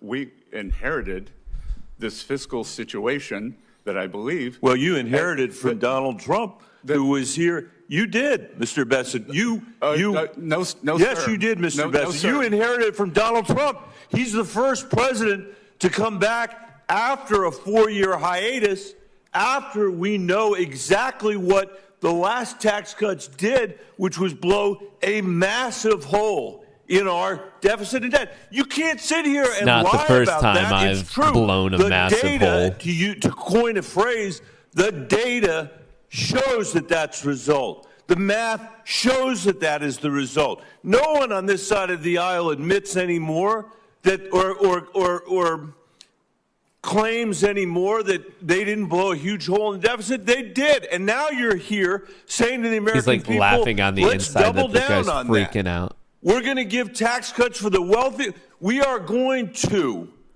give tax cuts again to the wealthiest people in America, and we are going to finance it on the backs of the sons and daughters of teachers and firefighters and police officers all over this country because we can't pay for it.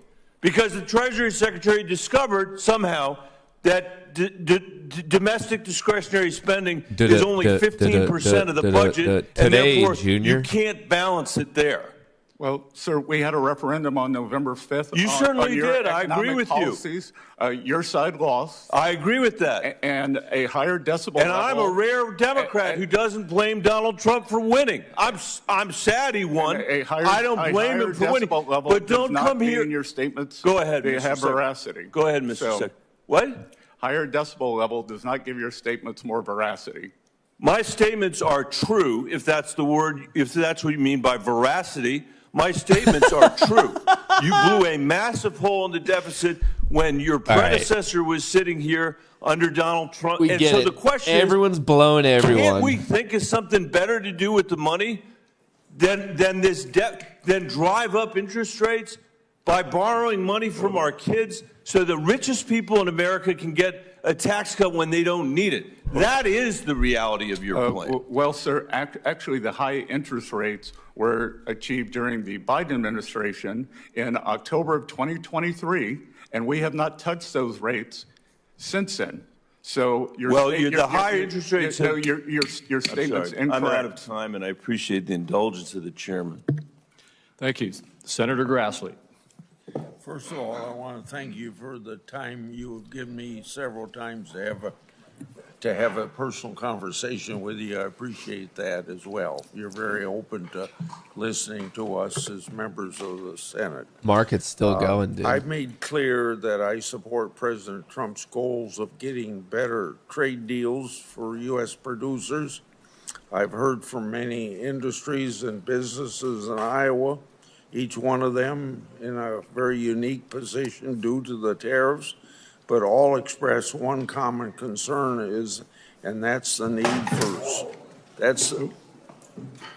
need for certainty around trade. I've spoken with several Trump administration officials and nominees about the importance of finalizing Guy got so jacked two up or he three fell. deals to provide some certainty.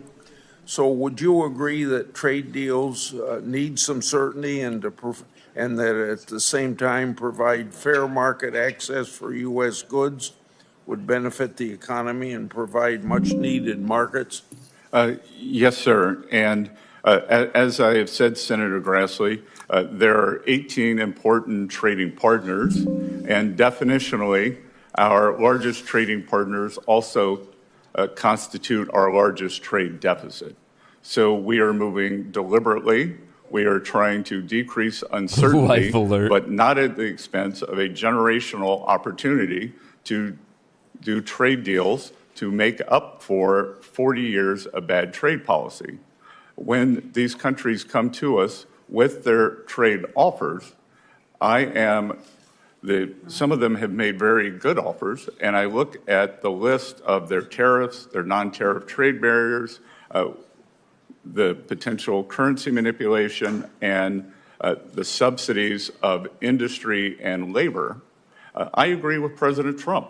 I don't blame these countries for getting away with what they could. I blame the preceding governments that let them get away with it. So we are moving as quickly as we can to get the best deals that we can, and I think we will see more deals coming very quickly. Yeah. Just not a reaction to what you said, but a supplement to what you said.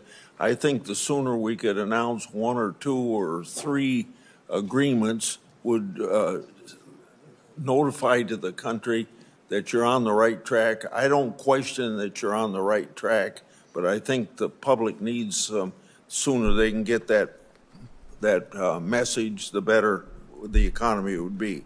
Now, I want to go to something that is of an interest to farmers, and I know you have said several times your interest in agriculture. Mag 7 new the high. Senate Finance Committee has been working on what will soon SPY be divergent, 45Z lower delta clean but higher fuels price. production tax credit. Implementing this credit properly is important for We're the in the biofuels transition zone. industry and especially for farmers. The Biden administration failed to meaningfully address 45Z regulations. They put some out for comment, but not much beyond that. But the regulations that release for the 40B sustainable aviation fuel credit demonstrated that Treasury officials in that administration knew nothing about farming. Prior to issuing rules governing 45Z, we need everybody in the Trump administration to take the time to learn a thing or two about farming, how farming works. So this is kind of a question of working ahead, looking after the president signs this bill and regulations are going to be written on 45Z. Look at all that. Would you be willing to work with congressional colleagues, farmer-led organizations, and even this senator to make sure that we get regulations under 45Z that work for farmers? Senator, as I had my initial meetings back in January with both yourself and Senator Marshall, you both brought up 45Z. And as I mentioned, I go home and do my homework, so I'm familiar with it. I look forward to working with your office and making sure that it is implemented in the most robust way, but that it does not allow for foreign actors to have a backdoor into the program. Okay, thank you very much. A little bit, probably getting back to the conversation you just had with the senator from Colorado, the 2017 tax law provided tax relief across all incomes with a focus on the middle class. Just as important, the law included pro-growth reforms to incentivize business investment, boosting production, and leading to higher wages. A study published by the National Bureau of Economic Research found in 2017 the law boosted investment 20%. What will making the 2017 tax law permanent mean in terms of economic growth, job creation, and wage growth? That's got to be my last question. Senator, I believe that the full expensing was one of the most powerful aspects of TCJA, and that has tapered since over the past few years. I believe that going back to 100% expensing for equipment, and what we have added to the bill that I think will be very powerful is the full expensing of factory structures. So not only do we want to make the U.S. the best place to do business in terms of energy dominance, in terms of regulation, we are also going to increase the after-tax return on capital, which will allow companies to thrive here, hire more American workers for good wages. Thank you. Thank you. Senator Lankford. Mr. Chairman, thank you. Secretary, thank you for the work you're doing. I want to just make a quick comment on the full expensing piece that you just mentioned. That's something I've worked on now for several years to get us to full expensing. That is fair tax policy to say to folks if they're buying more equipment, if they're adding it in, if they're investing in their workers and more productivity, that should be able to not have to be depreciated out over years, that should be taken care of that year on it. So I appreciate your comments on that. I do want to switch subjects a little bit and talk a little bit about sanctions. Last year under the Biden administration, best we can tell, the Iranian regime sold about $90 billion in oil. $90 billion. That funded Hamas, that funded Hezbollah, that funded the Houthis, that continued to be able to equip the Russians with Iranian weapons to be able to attack the Ukrainians. This administration has been pretty clear on trying to be more aggressive on Iran because of their nuclear program. We've had a report come out just in the last 24 hours, the International Atomic Energy Agency, saying that Iran has about 900 pounds now of highly enriched uranium, and they seem to be not slowing down at all in their nuclear weapons program. What is your plan at this point for preventing Iran from advancing economically until they stop their nuclear weapons program? So, Senator, since I arrived in the Treasury building, we have implemented a maximum pressure strategy on Iran, and more importantly, those who trade with them. We have taken many unique steps towards sanctioning, could be something that had never been done before, refiners in China, private companies called teapot refiners. We are also looking to sanction the owners of the refiners and their families if they have property in the U.S. or Western Europe. Just this morning, before coming here, I signed 2 more Iranian sanction orders. So we are exercising maximum pressure. We are trying to track down their so-called shadow fleet, because what happens with sanctions, when you put on sanctions, you create a new market elsewhere. Right. So each time we make a move, they try to subvert it. Our allies in the Middle East. During my trip with the president there, I had substantial discussions with their finance ministries and central banks, and they have been very helpful in making sure that there is no leakage through other Middle Eastern banks, trading companies, or financial entities into the Iranian regime. Yeah. Well, thanks for doing that. You and I, when we first met, we talked a lot about sanctions and that authority. It has great impact if you use it wisely. And thanks for a wise use of that. I was in the Middle East 2 weeks ago. In fact, the week after you were in the Middle East, I met with multiple heads of states throughout the entire region. And what I heard over and over again was that they brought out was, please tell President Trump and the Treasury, thank you for relieving sanctions on Syria. That's smart usage of that. Assad is gone, where we put the sanctions on Assad. They kept saying, thank you for giving Syria a chance to be able to form a new government, not under the sanctions of the old government that is now gone. So I appreciate your smart use of sanctions there and the engagement of what President Trump chose to do on that. One other question about sanctions. You've started aggressively putting sanctions on individuals and family members that are connected to these violent Mexican cartels that are trafficking drugs, that are murdering Mexicans, that are leading to the death of Americans in the way they're pushing drugs into our country. You've started engaging in that in a way that has not been done in the past to put pressure on these criminal organizations, which we've now listed as foreign terrorist organizations. Tell me a little bit about that and what the plan is now. Yes, Senator. So by designating these Mexican cartels as FTOs, foreign terrorist organizations, it gives us much more sanctions authority to go after them and their accomplices, both extraterritorially and to look for them in the U.S. financial system. We are working with institutions in the U.S. on our side of the border, specifically 7 counties that are border counties, to make sure that there is no leakage. And we are constantly sanctioning and examining what is going on with the cartels led by the Sinaloa cartel. This fentanyl crisis, the precursor drugs come from overseas. They are made in Mexico, and they are brought into the U.S. And just imagine if there were a terrorist organization that was killing 100 or 200,000 Americans a year. How would we respond to that? Because this is what's happening. These are terrorists. Yeah. Thank you. Thank you, Senator Whitehouse. Thanks very much, Chairman. That's Mr. a pretty Secretary, crazy thank you last for being name. here. I don't know if you remember, but when we first met, I gave your staff a fat binder full of economic warnings of what was going to take place if climate change weren't mitigated.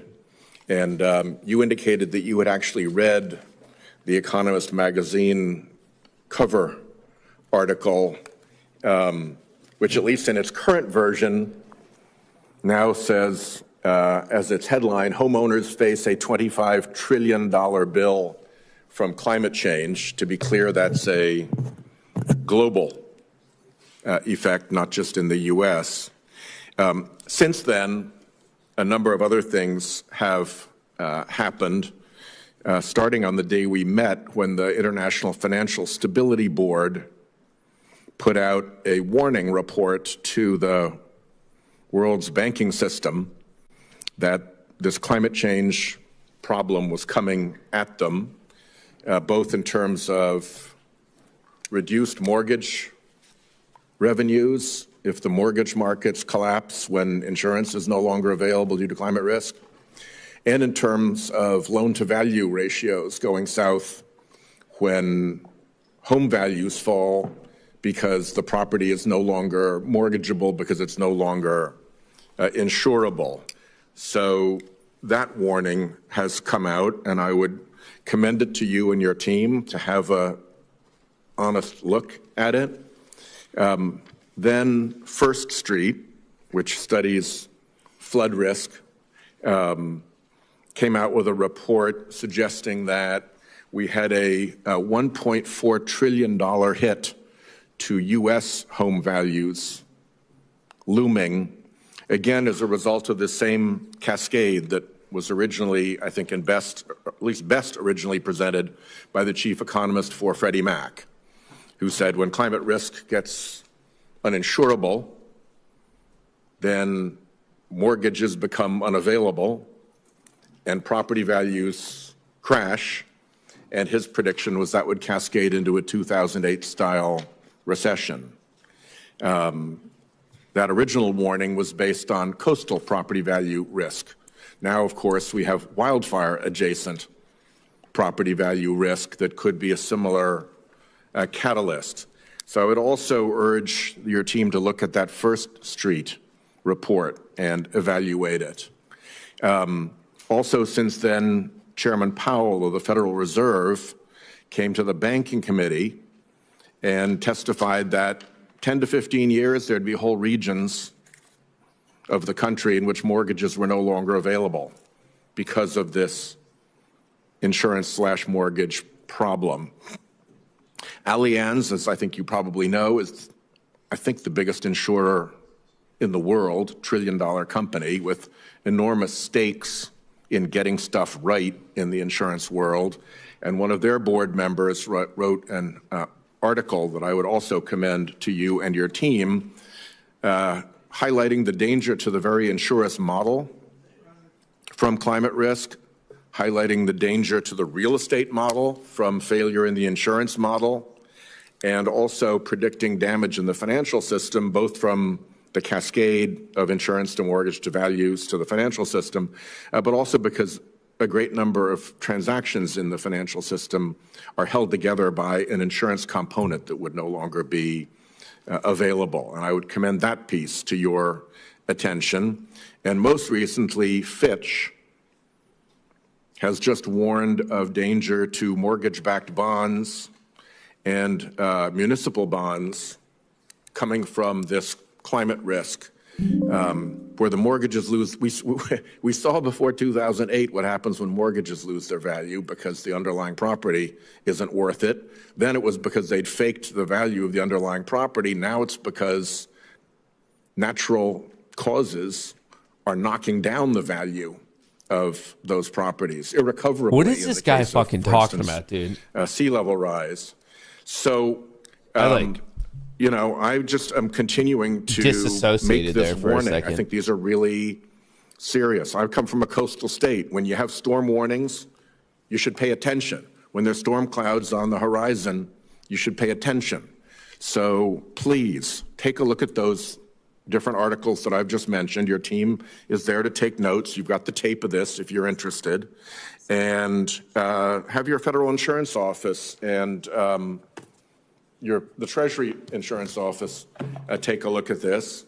And if you think that this is all wrong, if you think that climate change isn't real or is a hoax, if you think that it's not having an effect in insurance markets, if you think that that doesn't affect mortgage markets or that the unavailability of a mortgage doesn't damage the value of a middle-class home or that regional hits to real estate values aren't going to cause recession, then I'd like to have that argument, that conversation with you.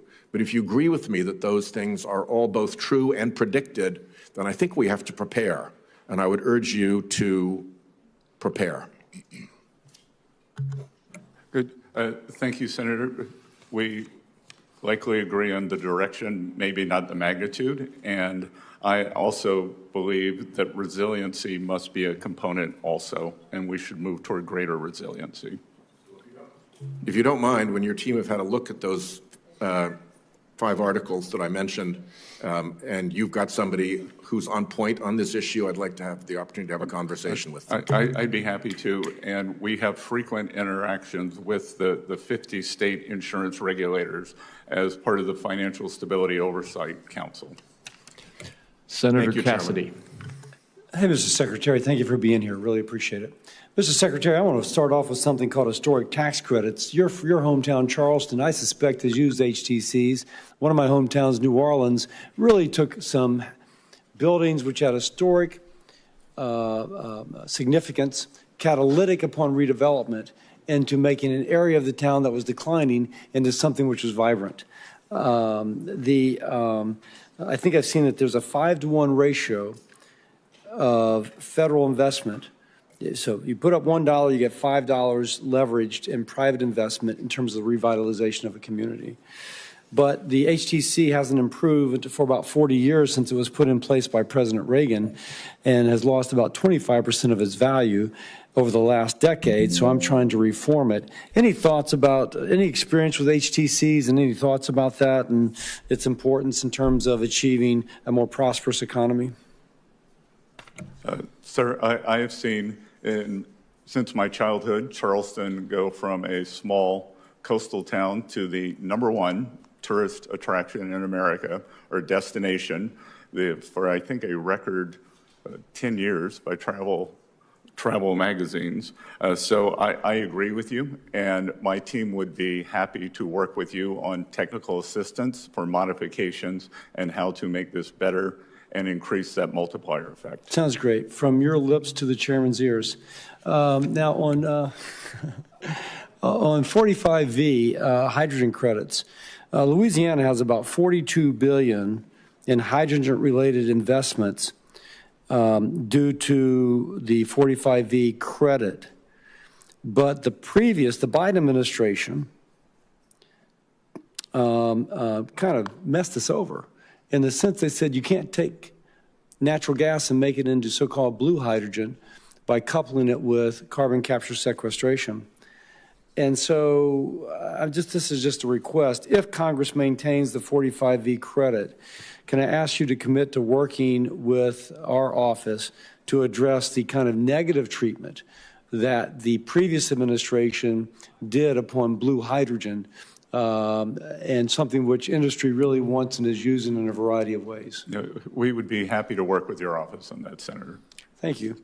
You may be familiar with the next from South Carolina, but there are some multi-generational forest landowners, and they will have a tree near the end of its life cycle of growing, ready to be chopped, maximal value, and then a hurricane goes through, a flooding event goes through, forest fire, you name it, and they lose the accumulated value of 20 years. Spy's been getting their hit. Insurance That's weird. doesn't cover the accumulated value.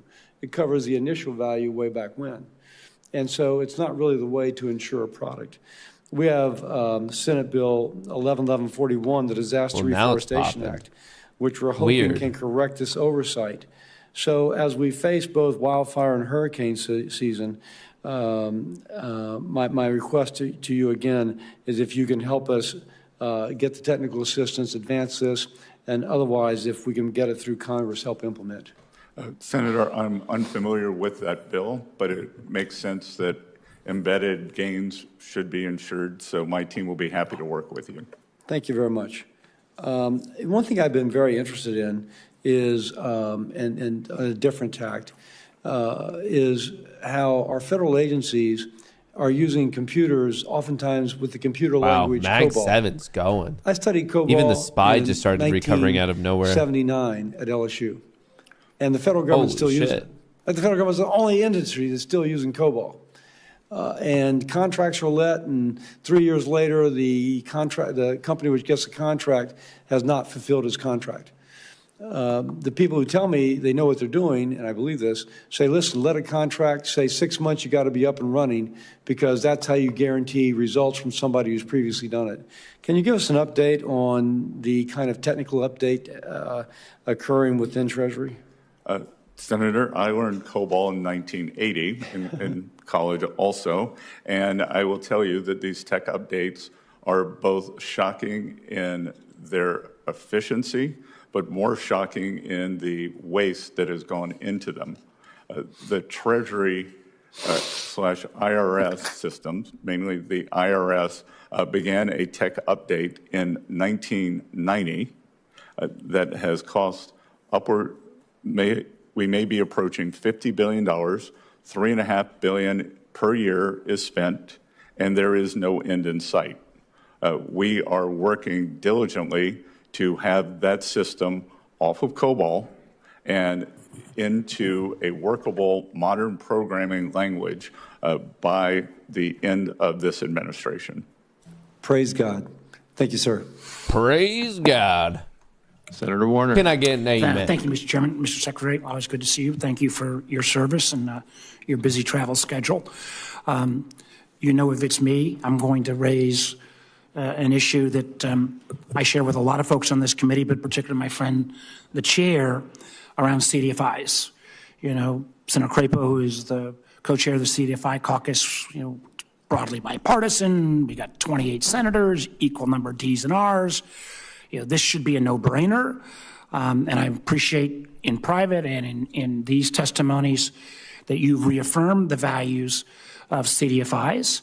So I was more than a little bit surprised, since we get an 8-to-1 leverage off of every federal dollar that goes into this public-private partnership, when the administration's fiscal year 26 budget seeks to cut the CDFI programs by over 50%, number one. And at the same time, the Department Treasury seems to be slow-walking the deployment of the existing 25 funds, since 75% of them have not been, of the appropriated funds have been actually obligated and spent out. So first question should be a really easy no-brainer. Can you go ahead and commit, yes or no, that the administration will follow the law and go ahead and obligate the unspent 75% of the fiscal year 25 CDFI funds? Senator, this is the first I heard of it. I will commit to having an answer to you. Well, I just say, listen, I have great respect for you, as we know. It's against the law to withhold appropriated funds. You've been supportive of this. I'll even, if we need to, I can get the chairman to nudge you a little bit as well. But you know, it is concerning to me that 75% of the funds. Senator, this is the first I've heard of it. I've consistently stated that. No, you've been great. So let me just go to we will have an answer to you by the beginning of next week. Okay. And Senator Warner's right. That's my next question if I had one. So. Thank you. So let's go to the 26 fiscal year budget, where Mag again, 7's you're cutting still ripping. CDFI fund by over 50%. And I guess SPY looks a bit different, though. I don't get it. These are 8-to-1 leverage funds. Every federal dollar get a great leverage return in the private sector. You know, there was a review by which was fine, of CDFI and how they were going or not was going. And, you know, your department has affirmed to both Senator Crapo and myself and all of our colleagues that the CDFI fund programs are statutorily sound. So if they're statutorily sound and they got an 8-to-1 return on every federal dollar in terms of affecting underserved communities, why are we cutting the whole program by 50% in fiscal year 26? Yeah, so Senator, I understand the bipartisan support.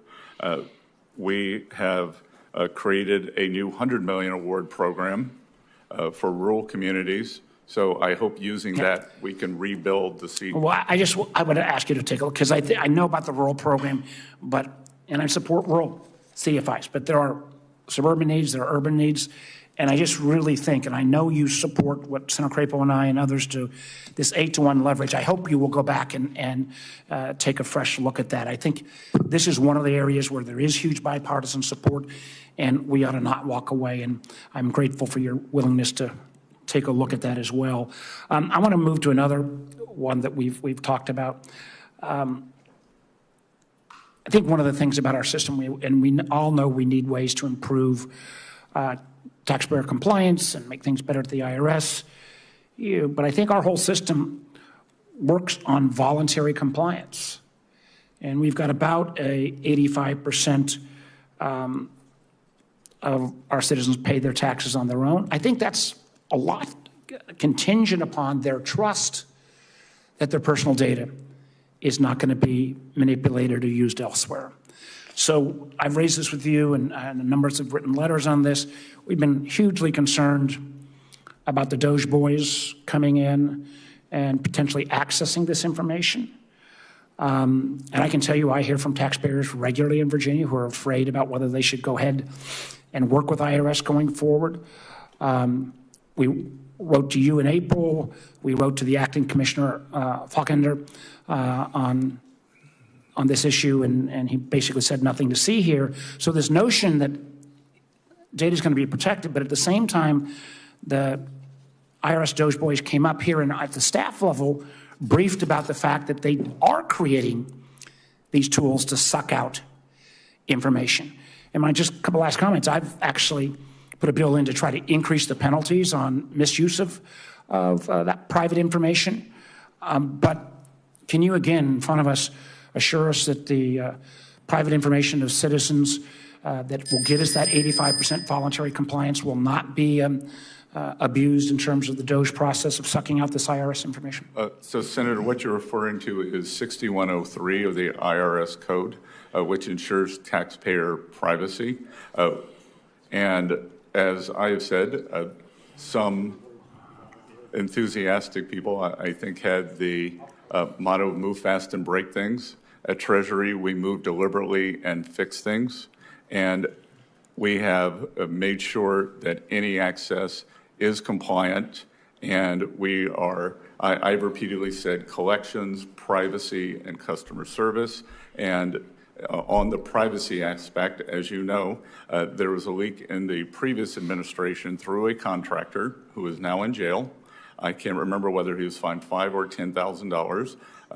We do not know the terms of his plea deal, but I would support an increase in both the monetary penalty and the jail time. Absolutely. And we work together on my bill. Last one of my time's overrun, but there are huge concerns, at least in my state, that these DOJ boys are sucking that information out. And I think you'd find in individual conversation with other senators, this is not unique to Virginia. Thank you, Mr. Chairman. Senator Johnson. Thank you, Mr. Chairman. Mr. Secretary, welcome. I think it's pretty interesting that our colleagues on the other side of the aisle now, when they're not in charge, are all concerned about massive deficit spending and the impact that'll have on everyday Americans. I think it's appropriate to have a little history lesson here. I put together a report. I've given you a copy of it. We'll talk about it a little bit later. But, it shows I didn't have time to really blow these charts up, but the impact is so dramatic, so glaring, I can just do it in a little 8 by 11-inch piece of paper here. This shows that under President Bush, his 8 years, he averaged $250 billion a year deficits. Then President Obama came into office with the filibuster-proof majority, and they blew the lid off of that. For the next 4 years, we averaged deficits of $1.27 trillion. First time we ever had a deficit over $1 trillion. That sparked the Tea Party movement. I'm part of that, and actually put some restraint on spending and deficits. For the next 7 years, we averaged $661 billion worth of deficits. Still way too high, but reasonable compared to today. COVID hit. We had a massive bipartisan spending spree, $3.1 trillion deficit. We went from $4.4 trillion of spending to $6.5 trillion. Now, a responsible president, responsible party in power in 2021, as the economy recovered, unemployment came down, would have returned to pre-pandemic levels of spending and deficits. But that's not what happened. Instead, under President Biden and Democrats in charge, they averaged $1.9 trillion worth of deficits. So again, we went from $661 billion in 7 years, COVID, then we've averaged $1.9 trillion in deficit spending over the last 4 years under the Biden administration, Democrat control. And unfortunately, this is the projection, CBO's baseline projection over the next 10 years, another $22 trillion worth of deficits, averaging about $2.2 trillion. That's the problem. And Mr. Secretary, I appreciate in your opening statement in your confirmation hearing, you repeating what the chairman said in his opening statement. We don't have a revenue problem. We have a spending problem. And again, here's the chart that shows that. 4.4 to 6.5. Now, I don't know of an American family, honestly, if they had an illness, had to borrow $50,000, pay medical bills, if that family member got well, they would keep borrowing $50,000 and spend at that level. But that's what Democrats did. We never went back to pre-pandemic levels like our responsible leadership did during World War II. I think this is interesting. We entered World War II spending 11.7% of GDP on federal government, went up to 41% But by 1948, we were down to 11.4%. They realized you can't continue to spending. You had to get back to a pre-war level. So my question is, I've given you this draft report. I want to release it hopefully next week. I've given this to Kevin Hassett. I would really like your input into this, because these are just the facts. And the facts completely bolster what you said in your confirmation hearing, that we do not have a revenue problem. We have to promote economic growth. It's a primary component of a solution, but we don't have a chance of returning to a balanced budget if we don't return to pre-pandemic levels of spending. I've laid out a number of options going back to Clinton in 1998, Obama in 2014, President Trump in 2019. Leave Social Security, Medicare, and interest as they are, as you spend, but all their outlays, actual outlays, increase them by population growth and inflation. We literally would have a baseline spending somewhere between $5.5 and $6.5 trillion. And if we actually return to that 6.5 over 10 years, we might get down to something like a $500 billion deficit again with 3% growth. Again, it's all contained in here. I really would appreciate your input, but do you just have a comment on that? And can you give me some assurance you provide me some feedback and input? Senator, I always give you feedback, and thank you for this. And look, as I said, I'm committed to changing the trajectory of this, and there are two ways to do it. There is through spending restraint cuts and through growth, and I think that is a very difficult calculus to achieve. We are trying to navigate that calculus. So, as you said, 3% growth will change the trajectory. We must fix spending, but what I have also said is we did not get here overnight. I have gained about 10 pounds since inauguration. I'm not going to cut off my arm to get back to my January 20th weight. I'm going to eat less, exercise more, and that is what we were trying to do with the federal government. No, you were left with 4-year average deficits of $1.9 trillion, spending that now exceeds $7 trillion when just 6 years ago it was $4.4 trillion. So no, you inherited an enormous mess, not to even mention the open border. But I really do appreciate your effort here. We want to work with you to solve this problem. It's a massive problem. Thank you, Mr. Chairman. Thank you, Senator Hassan.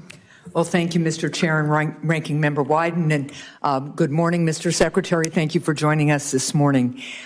Secretary Bessent, in your confirmation hearing, I asked you whether any of President Trump's policies would increase costs for families. You said that there is, quote, nothing I can immediately think of, close quote. Mr. Secretary, have costs for new parents increased or decreased under President Trump? I'm not sure how you're defining that, but overall inflation is down for the first time in 3 years. Well, let me provide you with some data then. The answer is that costs have gone up for new parents. As the ranking member of the Joint Economic Committee, I just released a report this morning that shows that costs have gone up nearly 25% for the most popular baby items since Trump's main tariffs were imposed. This includes a price increase of more than $40 for the most popular infant seat on a car seat on Amazon. And Mr. Chair, with unanimous consent, I'd like to enter the JEC minority report Without into the record. Thank you. Secretary, with his reckless tariffs, the president has imposed a 10% national sales tax on imports into our country. So, Mr. Secretary, do Americans pay tariffs? Senator, thus far, we have seen no price increases due to tariffs. Well, what I just asked you was whether Americans pay the tariffs. Again, as I told the ranking member, Walmart has decided This should to pass fire along some in 5 portion of the seconds. tariffs. That Short. is a private decision. Amazon and Home Depot have not. Let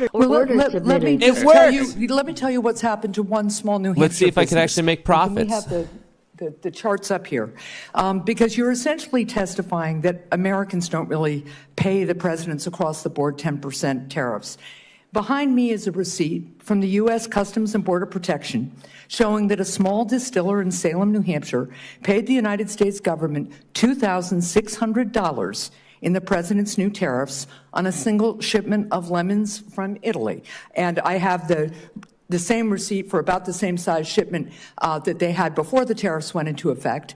And that $2,600 was not on the receipt back in, I think it was March. So since you testified that Americans don't pay the president's tariffs, will the Treasury reimburse this New Hampshire small business for these tariffs that they paid to the United States government? Again, Senator, a luxury product from Italy, I think we have to look in the aggregate, and the aggregate is showing us that thus far, contrary to many wishes, that there has been no inflation from tariffs. So first of all, this is a small distiller in Salem, New Hampshire that employs people. And now it's got a monthly or bi-monthly expense of $2,600 it didn't have. And it's either going to, lay people off, stop producing some of its products, but its business isn't going to grow with a new $2,600 charge unless it's going to pass on the price to American consumers. So I just want to be clear. You all need to own up to the fact that tariffs are taxes. They are a sales tax. I think you noted in the Oval Office recently that the president's tariffs would raise $2.8 trillion over a decade. I was quoting the CBO. So the CBO now says it. So that's now about a $3 trillion tax that Americans will pay. No, ma'am. A sales tax. Much of that is being absorbed by the producers. Well, that certainly isn't true for new parents. In addition to the 5 popular products on Amazon that new parents need, there's another. We did another analysis on a baby list registry.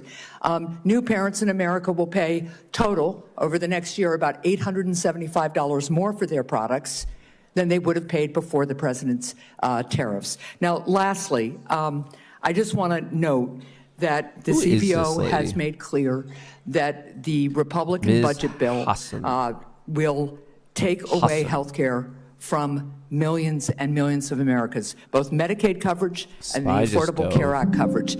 Not to mention, it will trigger a $500 billion cut to Medicare that will impact providers and rural hospitals. And it will add trillions of dollars to the national debt. So, Mr. Secretary, this is all to pay for massive tax cuts to millionaires and billionaires. Why, sir, do you need a tax cut at the expense of health care for millions of Americans? I would dispute those numbers. 1.4 Skynet 2.0 is alive. You guys just witnessed the first trade. But the CBO, first of all, they don't receive federal Medicaid dollars. And secondly, it also crushed it over here as well. Says, I was trading it on my personal account as well. I think right 11 there. or 12 Got million in earlier, Americans took the breakdown. who are going to have their health care Locked ripped in away two. so I that have people two in running. your income bracket can get massive tax breaks. I think that's un-American, and I think that's unfair, and I think the American people understand that too. Thank you, Mr. Chair. Mr. Chairman, just 10 seconds. Senator Hassan, thank goodness for bringing locked in 94, and I have 120 running here. Senator Cantwell. Thank you, Mr. Chairman. Good to see you, Secretary Bessent. There was the Wall Street Journal seems to be doing a daily editorial about the president's trade policy. Yesterday or maybe it's today, about the strategy or lack of strategy. So I just wanted to see if I could, thank you. I wanted to see if I could get your thoughts on that in the sense of, do you believe in a rules-based trade regime? I believe that the international economic system has failed the American workers, Senator. And for too long, we have adhered to a system that does not work. All right, put my stop to break even for the other ones. Einstein saying that doing the same thing again and again locked and into expecting a riding different outcome is the very definition of insanity. Okay, so I'm trying to get a philosophy here, but I think you just gave it to me, so I guess you just gave it to me. I don't understand how we in the United States don't win without saying that we're going to have a rules-based system. I mean, part of how we win is we get more people on our side about the rules and set the rules and then make everybody adhere to them. So if it's not rules-based, then it becomes more ad hoc. We are at the bottom of the transition in the zone. process, and that's why I think it is troubling and hard to follow. So I guess I don't need to ask more about multilaterals, because I don't know. Do you think the administration believes in multilaterals? I believe that we attempt to use multilaterals, but I believe that it has failed the American people. We have these gigantic trade deficits. There is something called the China shock, and workers were left behind, and working Americans have suffered because of this. So, here, Senator, as an example, China, the second largest economy in the world, in this multilateral system that you seem to like, is considered a developing country. Under what measure are they a developing country? I personally believe in bilaterals, multilaterals, but I represent a very trade-dependent state, so I want to open more markets, and I also believe that the economy is way bigger outside the United States than inside the United States. So I'm just trying to get what the philosophy is, of the administration. But you've answered two questions, very helpful in that. Can I ask you a few more? One, I wanted to know whether the investment tax credit. Coming back to the closing value yesterday. We have a investment tax credit that Mag we 7 made as started part to of the puke Chips at and Science 11:16. Act. That is the 48D Advanced Manufacturing Investment Credit. And these are important for us in our competitiveness. And do you believe that this 48D tax credit should be extended? I'm unfamiliar with that. I will get back to you, but I would note that I believe it's substantial that it has not worked. That well, it hasn't been in place very long.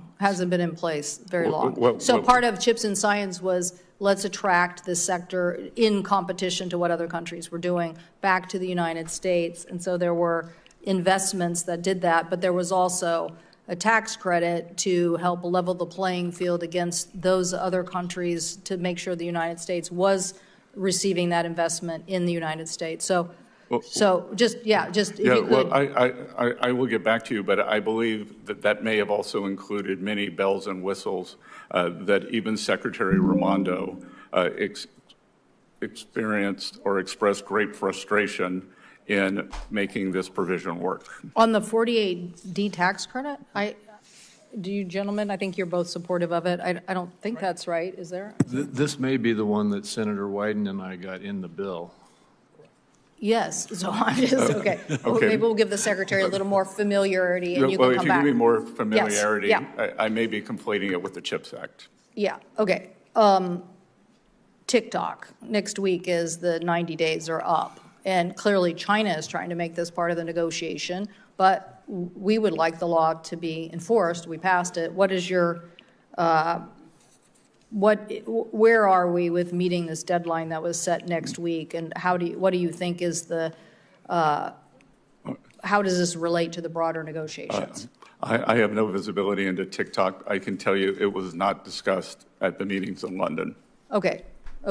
So we will try to get some information from somebody else in the administration about that. But next Friday, I think, is the deadline, and the Chinese keep seeming to use it as some sort of, so it's good to know that they didn't bring it up.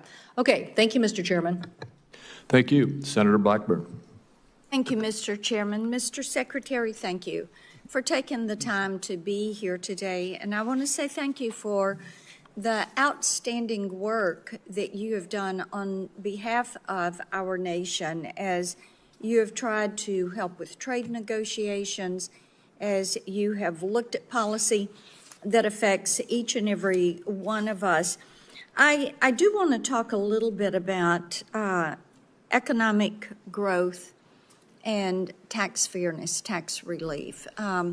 I think as we look at extending the TCJA, wow, and the of spy course, really puked there. It's interesting that many people don't realize that this is really a Tax Cut and Jobs Act 2.0 that we are debating and we are getting ready to pass. And we all know the CBO is consistently wrong when they give us numbers. They use static scoring They do not use dynamic scoring. They never assume that taking an action is going to give you a positive reaction. And it causes the CBO to be wrong. And we repeatedly see this. We chuckle about it sometimes, and it's why people like me think that we need to have a range and look at what CBO says and then what other outside entities have. But when we talk about economic growth and we look at what happened in our nation after 2018, and then we look forward as to what has happened, we know that tax receipts last year were at their highest, and we know that much of that came because of the TCJA's passage, and that we need to make those cuts permanent. Yes, ma'am. So that we continue and we spur economic growth. But I would like for you just to talk for a moment about, as you look at this and look at permanence, the difference that that will make in giving individuals and mom and pop businesses on main streets in Tennessee. Most of our jobs are small businesses, addressing these pass-throughs. So I'd love for your comment on that. Well, first of all, Senator, I'd like to congratulate you on what I would call the Tennessee economic miracle. In terms of, I was recently in Nashville, and it's just all the hallmarks of a boom town with controlled growth, prosperous, the business community, happy citizens, and everyone in the income distribution doing well. Permanence is essential, and when we pass the One Big Beautiful Bill, what will happen here is we will no longer be talking about tax cuts. We will be saying that this is the permanent law of the land. Policy. Just as now, we are not discussing the corporate tax rate. That was made permanent. That had brought home a huge amount of tax revenue from overseas subsidiaries. We no longer see these so-called inversions. I talk to companies almost daily as the CEOs come in to see me, and they tell me that they are paying a much higher percent of their global income in the United States because of the certainty in the corporate tax rate. Once we make these provisions permanent, I believe we can see an acceleration. We will continue to make the United States the best destination for capital to start your business in the country. And importantly, I think that now it will be an opportunity for Main Street, because unlike big corporations, that families, individuals who want to start small businesses. Cut the rates now. And the problem he's got is that, and I explained to him, look, if inflation went up, cut your rates now. There's no inflation. We got it down. We got prices down. We got gasoline down. And you'll keep it going down. But gasoline's down. We drill, it's drill, baby, drill. That's why it's going down. But we all that. But think of it. I said to him, he was in my office a couple of days ago. I said, if you think there's inflation, let's find out. Because I think we're going to keep it down. I think gasoline's going to be so far down. Oil, energy, it's so much energy. We have so much energy, we don't know what to do with it. But let's say there was inflation in a year from now. Raise your rates. I don't mind. Raise your rates. I'm all for it. I'll be the one I'll be calling you. He'll be too late for that too. But raise your rates. You don't have to keep them up here. If it's going to go up, I'm okay with you raising, but it's down. And we're going out to financing. And I may have to force something. Somebody said, who's the genius that thought of that? I said, it's me. Unlike Biden, I stay awake at night thinking about how to save our country. He was much better at sleeping than me. He could sleep on a beach. He could sleep on a beach with cameras rolling. I can't do that. But I had an idea. I gave it. They said, this is really, we'll go short term for a year. Let this guy get out of office. Somebody will come in, cut it a couple of points, and we'll save ourselves 7, 8, maybe even $900 billion a year. What is he doing? Why doesn't he lower these rates? And with that, we'll get on to the California standard, which is a disaster, okay? So, Chris Wright, you're going to get the numbers down. Thank you very much. Lee Zeldin, one of the most important men in this room. He's the man. I get nervous when I talk to him. He's doing a great job. Nuclear, I say, okay, you can take 2 weeks for that approval. It used to take 20 years, then they wouldn't approve it. Now I say, Lee, nuclear, I'll give you 2 weeks for an approval. A coal-fired plant, you only get a couple of days. And oil and gas will give you a week, okay? Something like that. But he's doing it so fast, and we have so many plants being built right now. It's so beautiful to see. And one of the reasons they're coming here is because they have to produce tremendous, especially the AI, they have to produce beyond believable amounts of electricity. And they're doing, I said to them, I think this was more or less my idea. They didn't have the idea only because they didn't think a thing like this was possible. I said, as you build your plant, you're going to become a utility. And you're going to build a separate plant right alongside of it. You're going to build it. You're going to build a plant that produces electricity. And you'll produce it through natural gas, coal, nuclear. We don't want to produce it through wind because we don't feel like ruining 50 miles of beautiful plains and beautiful vistas. And but we want to produce it. You know, interestingly, China is opening up a coal plant every single week. But now I'm finding out it might be 2 plants every single week. And, you know, usually that's a good gauge. If they're using coal, I guess we're supposed to use coal. And, you know, we went to a coal standard. And not that you have to use coal. You're going to use whatever's best. I want to introduce also Senate Majority Whip John Barrasso, who's a tremendous guy, doctor. Okay? And he is a tremendous guy, tremendously talented doctor. When I have a medical situation for the country, for myself, I haven't used him, but I might have to. Maybe I'll do that. If it's serious enough, I think I'd probably do that. But he's a tremendously talented gentleman who happens to be a senator and one that's very respected. Chairwoman Shelley Moore Capito, and congratulations. I just endorsed your son. Did you know that? I endorsed your son. I endorsed her son, who's running in West Virginia, and he's great. In fact, he's all Trump all the time. I think much more so than you, actually. If you want. You were his largest impediment. No, I'm only kidding. He's all Trump all the time, and he's going to win big, and so congratulate him. Okay, he's really been fantastic. So many people have told me. Thank you. And House Majority Leader Steve Scalise, who's a brave man. He went through hell.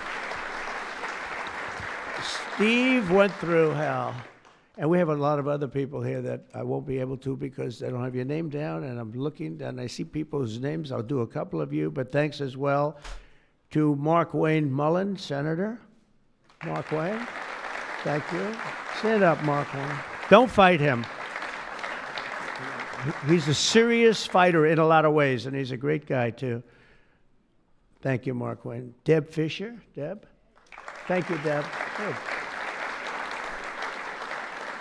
Pete Ricketts, who's going to do very well in the upcoming election. Thank you. Thank you, Pete. John Husted, who's really moving along in Ohio. John, good luck. You're going to do well. All endorsed people. John Curtis, who's doing terrifically. John, thank you. Good job. They all say excellent. What can I tell you? Good job. And Bernie Moreno, who won a race that was not winnable. They all said it's not winnable. He won in Ohio. They said, you can't win that race. It's a waste of time. You're just wasting your time. Right, Bernie? Wasn't a waste of time, was it? Huh? And he won by like 5 points, too. Won by a lot. Along with Representatives Kevin Kiley, Vince Fong, Jay Obernolte, Doug Lamaffer, Darrell Issa. Where's Darrell? I haven't seen you in such a long time. Look at you. How good you look, huh? good when you have those big margins. It's easier. John Joyce, great guy. John, thank you. Thank you, John. Dusty Johnson, Morgan Griffith, Troy Balderson, Troy from a place called Ohio, and he played very cute at one time, but then he got, boy, I'll tell you, he's become a good politician. Where is Troy now? Where I haven't seen him used for years. I endorsed you early when he was early and younger, but you still look young, and you've done fantastically good. Good work, really good work. Claudia Tenney, New York. Claudia, thank you, Claudia. John James, I don't know. You know, he's running for governor, but I'm not sure I'm happy about that, John. Do we have somebody good to take your seat? Because otherwise we're not letting him run for governor. We can't. You have somebody good, right? Okay, as long as you like him, they'll win. Tracy Mann, Tracy, thank you very much. Thank you very much. Appreciate it. Michael Baumgartner. Michael. Thank you, Michael. Good job. David Rouser. Thank you. Glenn Grothman. Hi, Glenn. Thank you very much, Glenn. Brett Guthrie. Brett. Thank you, Brett. Rudy Yackham. Thank you. Thank you, Rudy. And I want to thank you all. And there's some additional people in the room, but we have to get back to this. Is like so big. This is a big one. Under the previous administration, I could go point after point, everything they did, open borders, men playing in women's sports, transgender for everybody, let's go transgender. What a group of people you had over there. They must have hated our country. Under the previous administration, the federal government gave left-wing radicals in California dictatorial powers to control the future of the entire car industry all over the country, all over the world, actually. Because they have to build a car. They can't build 19 different cars called the same thing. And really, it was all over the world what was happening. They approved Governor Gavin Newsom's ridiculous plan to impose a 100% ban on all new gas-powered cars within a very short period of time. Think of this. You couldn't buy any other car except an electric-powered car. And in California, they have blackouts and brownouts. They don't have enough electricity right now to do the job. And countrywide, you'd have to spend $4 trillion to build the firing plants, to be able to, they call them a lot of things, charging plants, firing plants. $4 trillion you'd have to spend. In the Midwest, they built 9 of them. 9 individual, it's like a pump. Getting real close to reversing here. Yes, electricity comes out.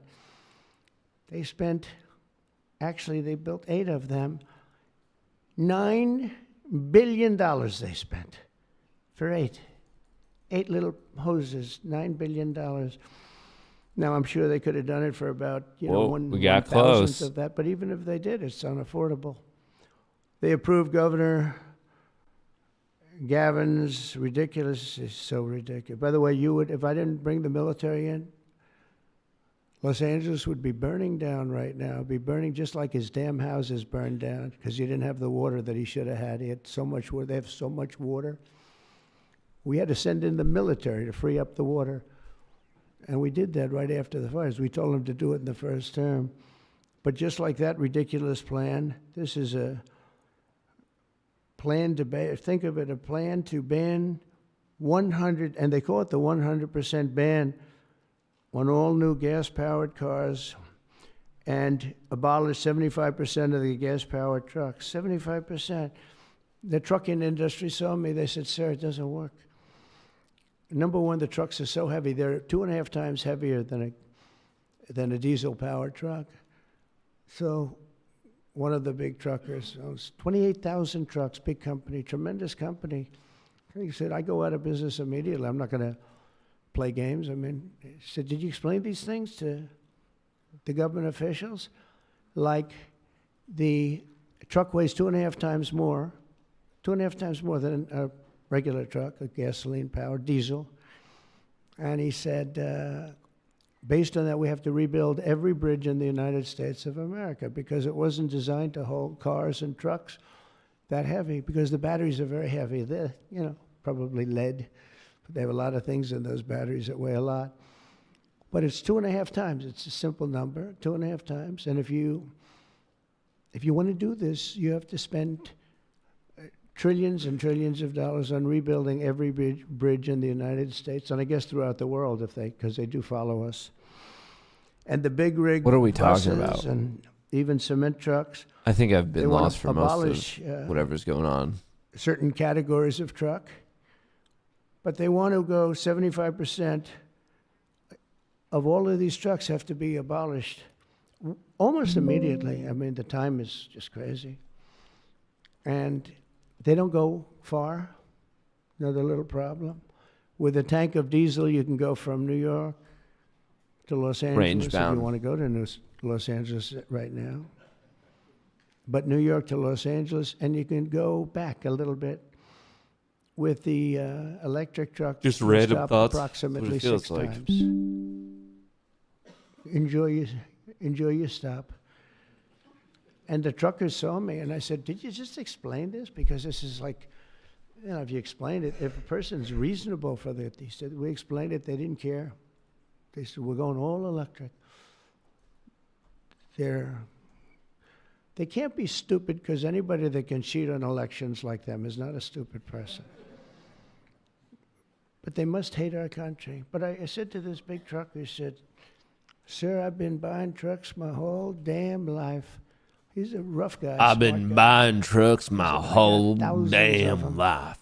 My daddy bought trucks. My daddy's daddy bought trucks. Even my daddy's daddy bought trucks. I come from a long line of truck buyers, sir. I said, what's an apartment? That's on the cab. They put this in. And sir, I know you like luxury, but you wouldn't mind living in one of these. I said, maybe I would, maybe I wouldn't. I mean, it doesn't sound too appealing, but... Dude, he gets so far off the mark. What are we talking about? So what's the problem? He said, so I noticed one thing. For 50 years, every single year, one thing happened. They got better. They got stronger. They got more efficient. They got faster.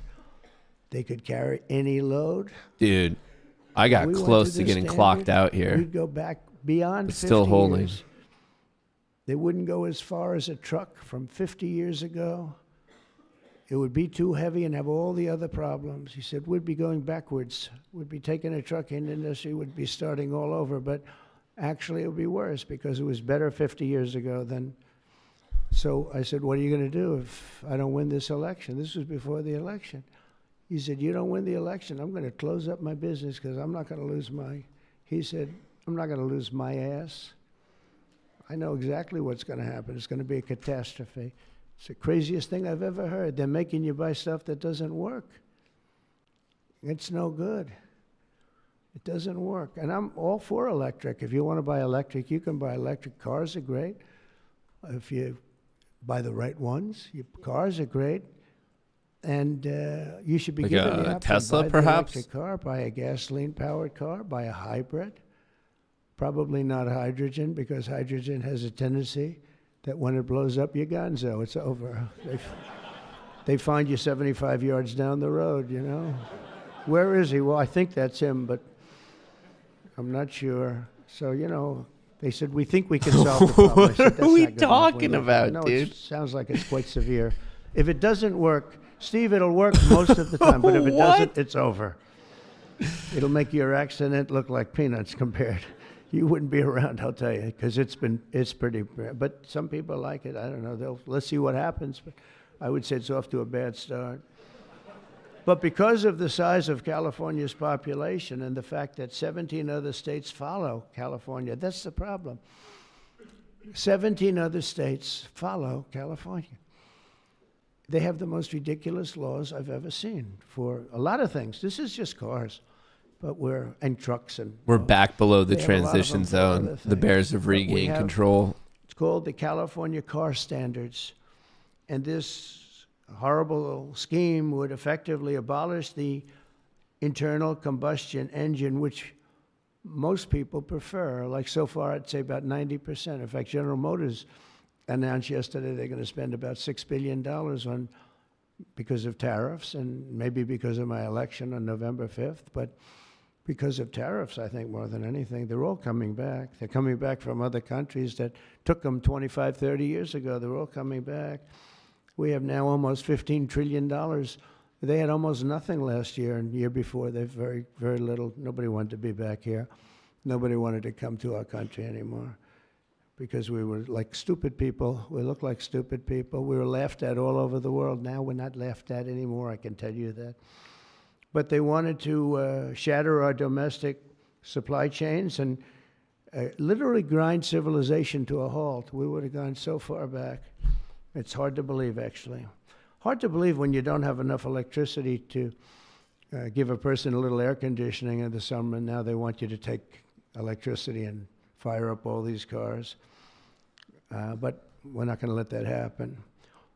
Meanwhile, all of the auto jobs would be shipped to China because they're very strong on electric, and it lives off an estimated 200,000 American auto workers would be destroyed. It's one of the reasons I did so well with the United Auto Workers, and now I'm really doing well with them. I did phenomenally with them. No Republican ever got any numbers like I got. In the Teamsters too. Sean O'Brien, the head of the Teamsters, these guys, they like Trump because I produce jobs. They know that. Everybody knew that the auto workers knew better than anybody how good the bot is working. And the head of the auto breakers, I don't know him at all, but he didn't like me at all. Now he's going around saying, this guy's unbelievable. He was very nice to me the last few months. During the campaign, no, but if I've Mag proven, 7's bleeding ever since 11:15. Spies getting clocked ever since 11:02. And you're having auto plants built all Too much over positive the gamma country. up here. All over. There's never seen anything like that. They're leaving from Mexico. They're leaving from Canada. They're leaving from other parts of the world. If they want a Mercedes-Benz, you're going to have it made here. It's okay to have a Mercedes, but they're going to make it here. Otherwise, they're going to pay a very big tariff. They already are. That's one of the reasons we have $88 billion. It's a lot of money. But that's peanuts compared to what we're going to be making in another few months. They haven't even kicked in yet. Does anyone know what we're talking We're not going about? to let any of these bad things happen, these stupid projections that I've been reading about for the last 6 months. I think these people are either corrupt or really dumb. And they're supposed to be economists. In the campaign, I promised to end this disaster, and today our Republican majorities in Congress have delivered. And I don't know, I can't imagine. It's so obvious. It's so good. Did we get any Democrat votes? Did we get one? Two? Who? 35. I think that's great. You know, I think that's great. You got 35 Democrats. I think that's great. That, as far as I'm concerned. We're battling One it in the out Senate. right at this On something Gex that's Dex so good. transition But zone. Who was the one? Well, I shouldn't have asked. I congratulate her. I don't care. I think it's great.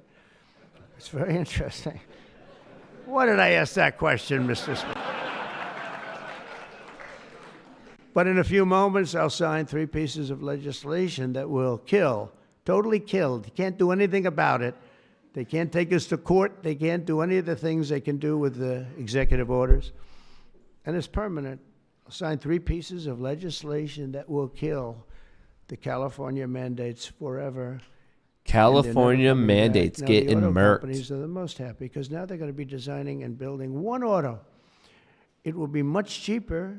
It's a much less One expensive. auto to rule them all. They were showing me, one of the most respected people was showing me that to save a little, like a half a glass of fuel, cost them thousands of dollars with new computers and stop it. The engine has to stop and then turn on and blah, blah, blah.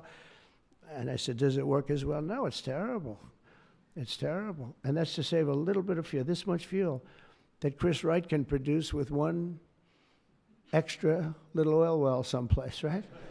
a small one, a very small one. But think of it. Your cars are going to cost you $3,000, $4,000 less, and you're going to have what you want. And again, you can get any car you want. You can get electric. A lot of people love the electric. They like Tesla. So do I, in all fairness. I like Tesla. And I like others too, but I also like combustion engines. And there are reasons for a lot of things. When I was in Iowa, we had an unbelievable victory, if you remember. Remember? That was nice. You won by like so much, nobody even talked about anything else. But that was a great victory. But it was unbelievably cold that night. And I was going to watch my victory in the area where I was going to make a speech. And the whole place was littered with cars. I said, what happened? They were electric cars, and they don't work in cold. I said, I didn't know that. And they don't work in extreme heat either. Other than that, they're wonderful. But if you're in a cold climate, how do you do that? But they're electric cars, and I noticed that, and then I didn't pay much attention because we won by about 65 points. So I was more interested in that. But I do remember that scene. I said, what the hell is going on over here? This historic action will also help us reduce inflation and bring down the price of automobiles and electricity very, very substantially. We're building massive electricity right now. It's already started because of that guy right there, Lee Zeldin. By far the most important man in the room, Mr. Speaker. Stand up, Lee. Stand up, Lee. He blows you guys away, John. He blows the politicians away. I'm sorry right now. He's a great politician, though. He almost won for governor in New York, which is just missed by a few points. And that was another race that was not winnable, but you almost got it. But I think what you're doing now is even bigger if you want to know. A little pop here. I think it's actually more important. A little pop in the options market. Under the previous regime, car prices skyrocketed as a direct result of the mandates. These mandates dipped until about 11.50. A little bit of a reprieve, so many other rules potentially. And regulations that the car companies who are here today appreciate that. And Susie Wiles is here today. Stand up, Susie. Most incredible woman, most powerful woman in the world, they say. She's the most powerful. She was rated the most powerful woman in the world. Susie Wiles. One phone call and a nation is destroyed. She could destroy 5 nations with 5 calls, and she's doing. Is that how the job. linear math of right? destroying nations works? Energy prices would likewise soar as a radical left forced more electric vehicles onto the grid while blocking approvals for new power plants.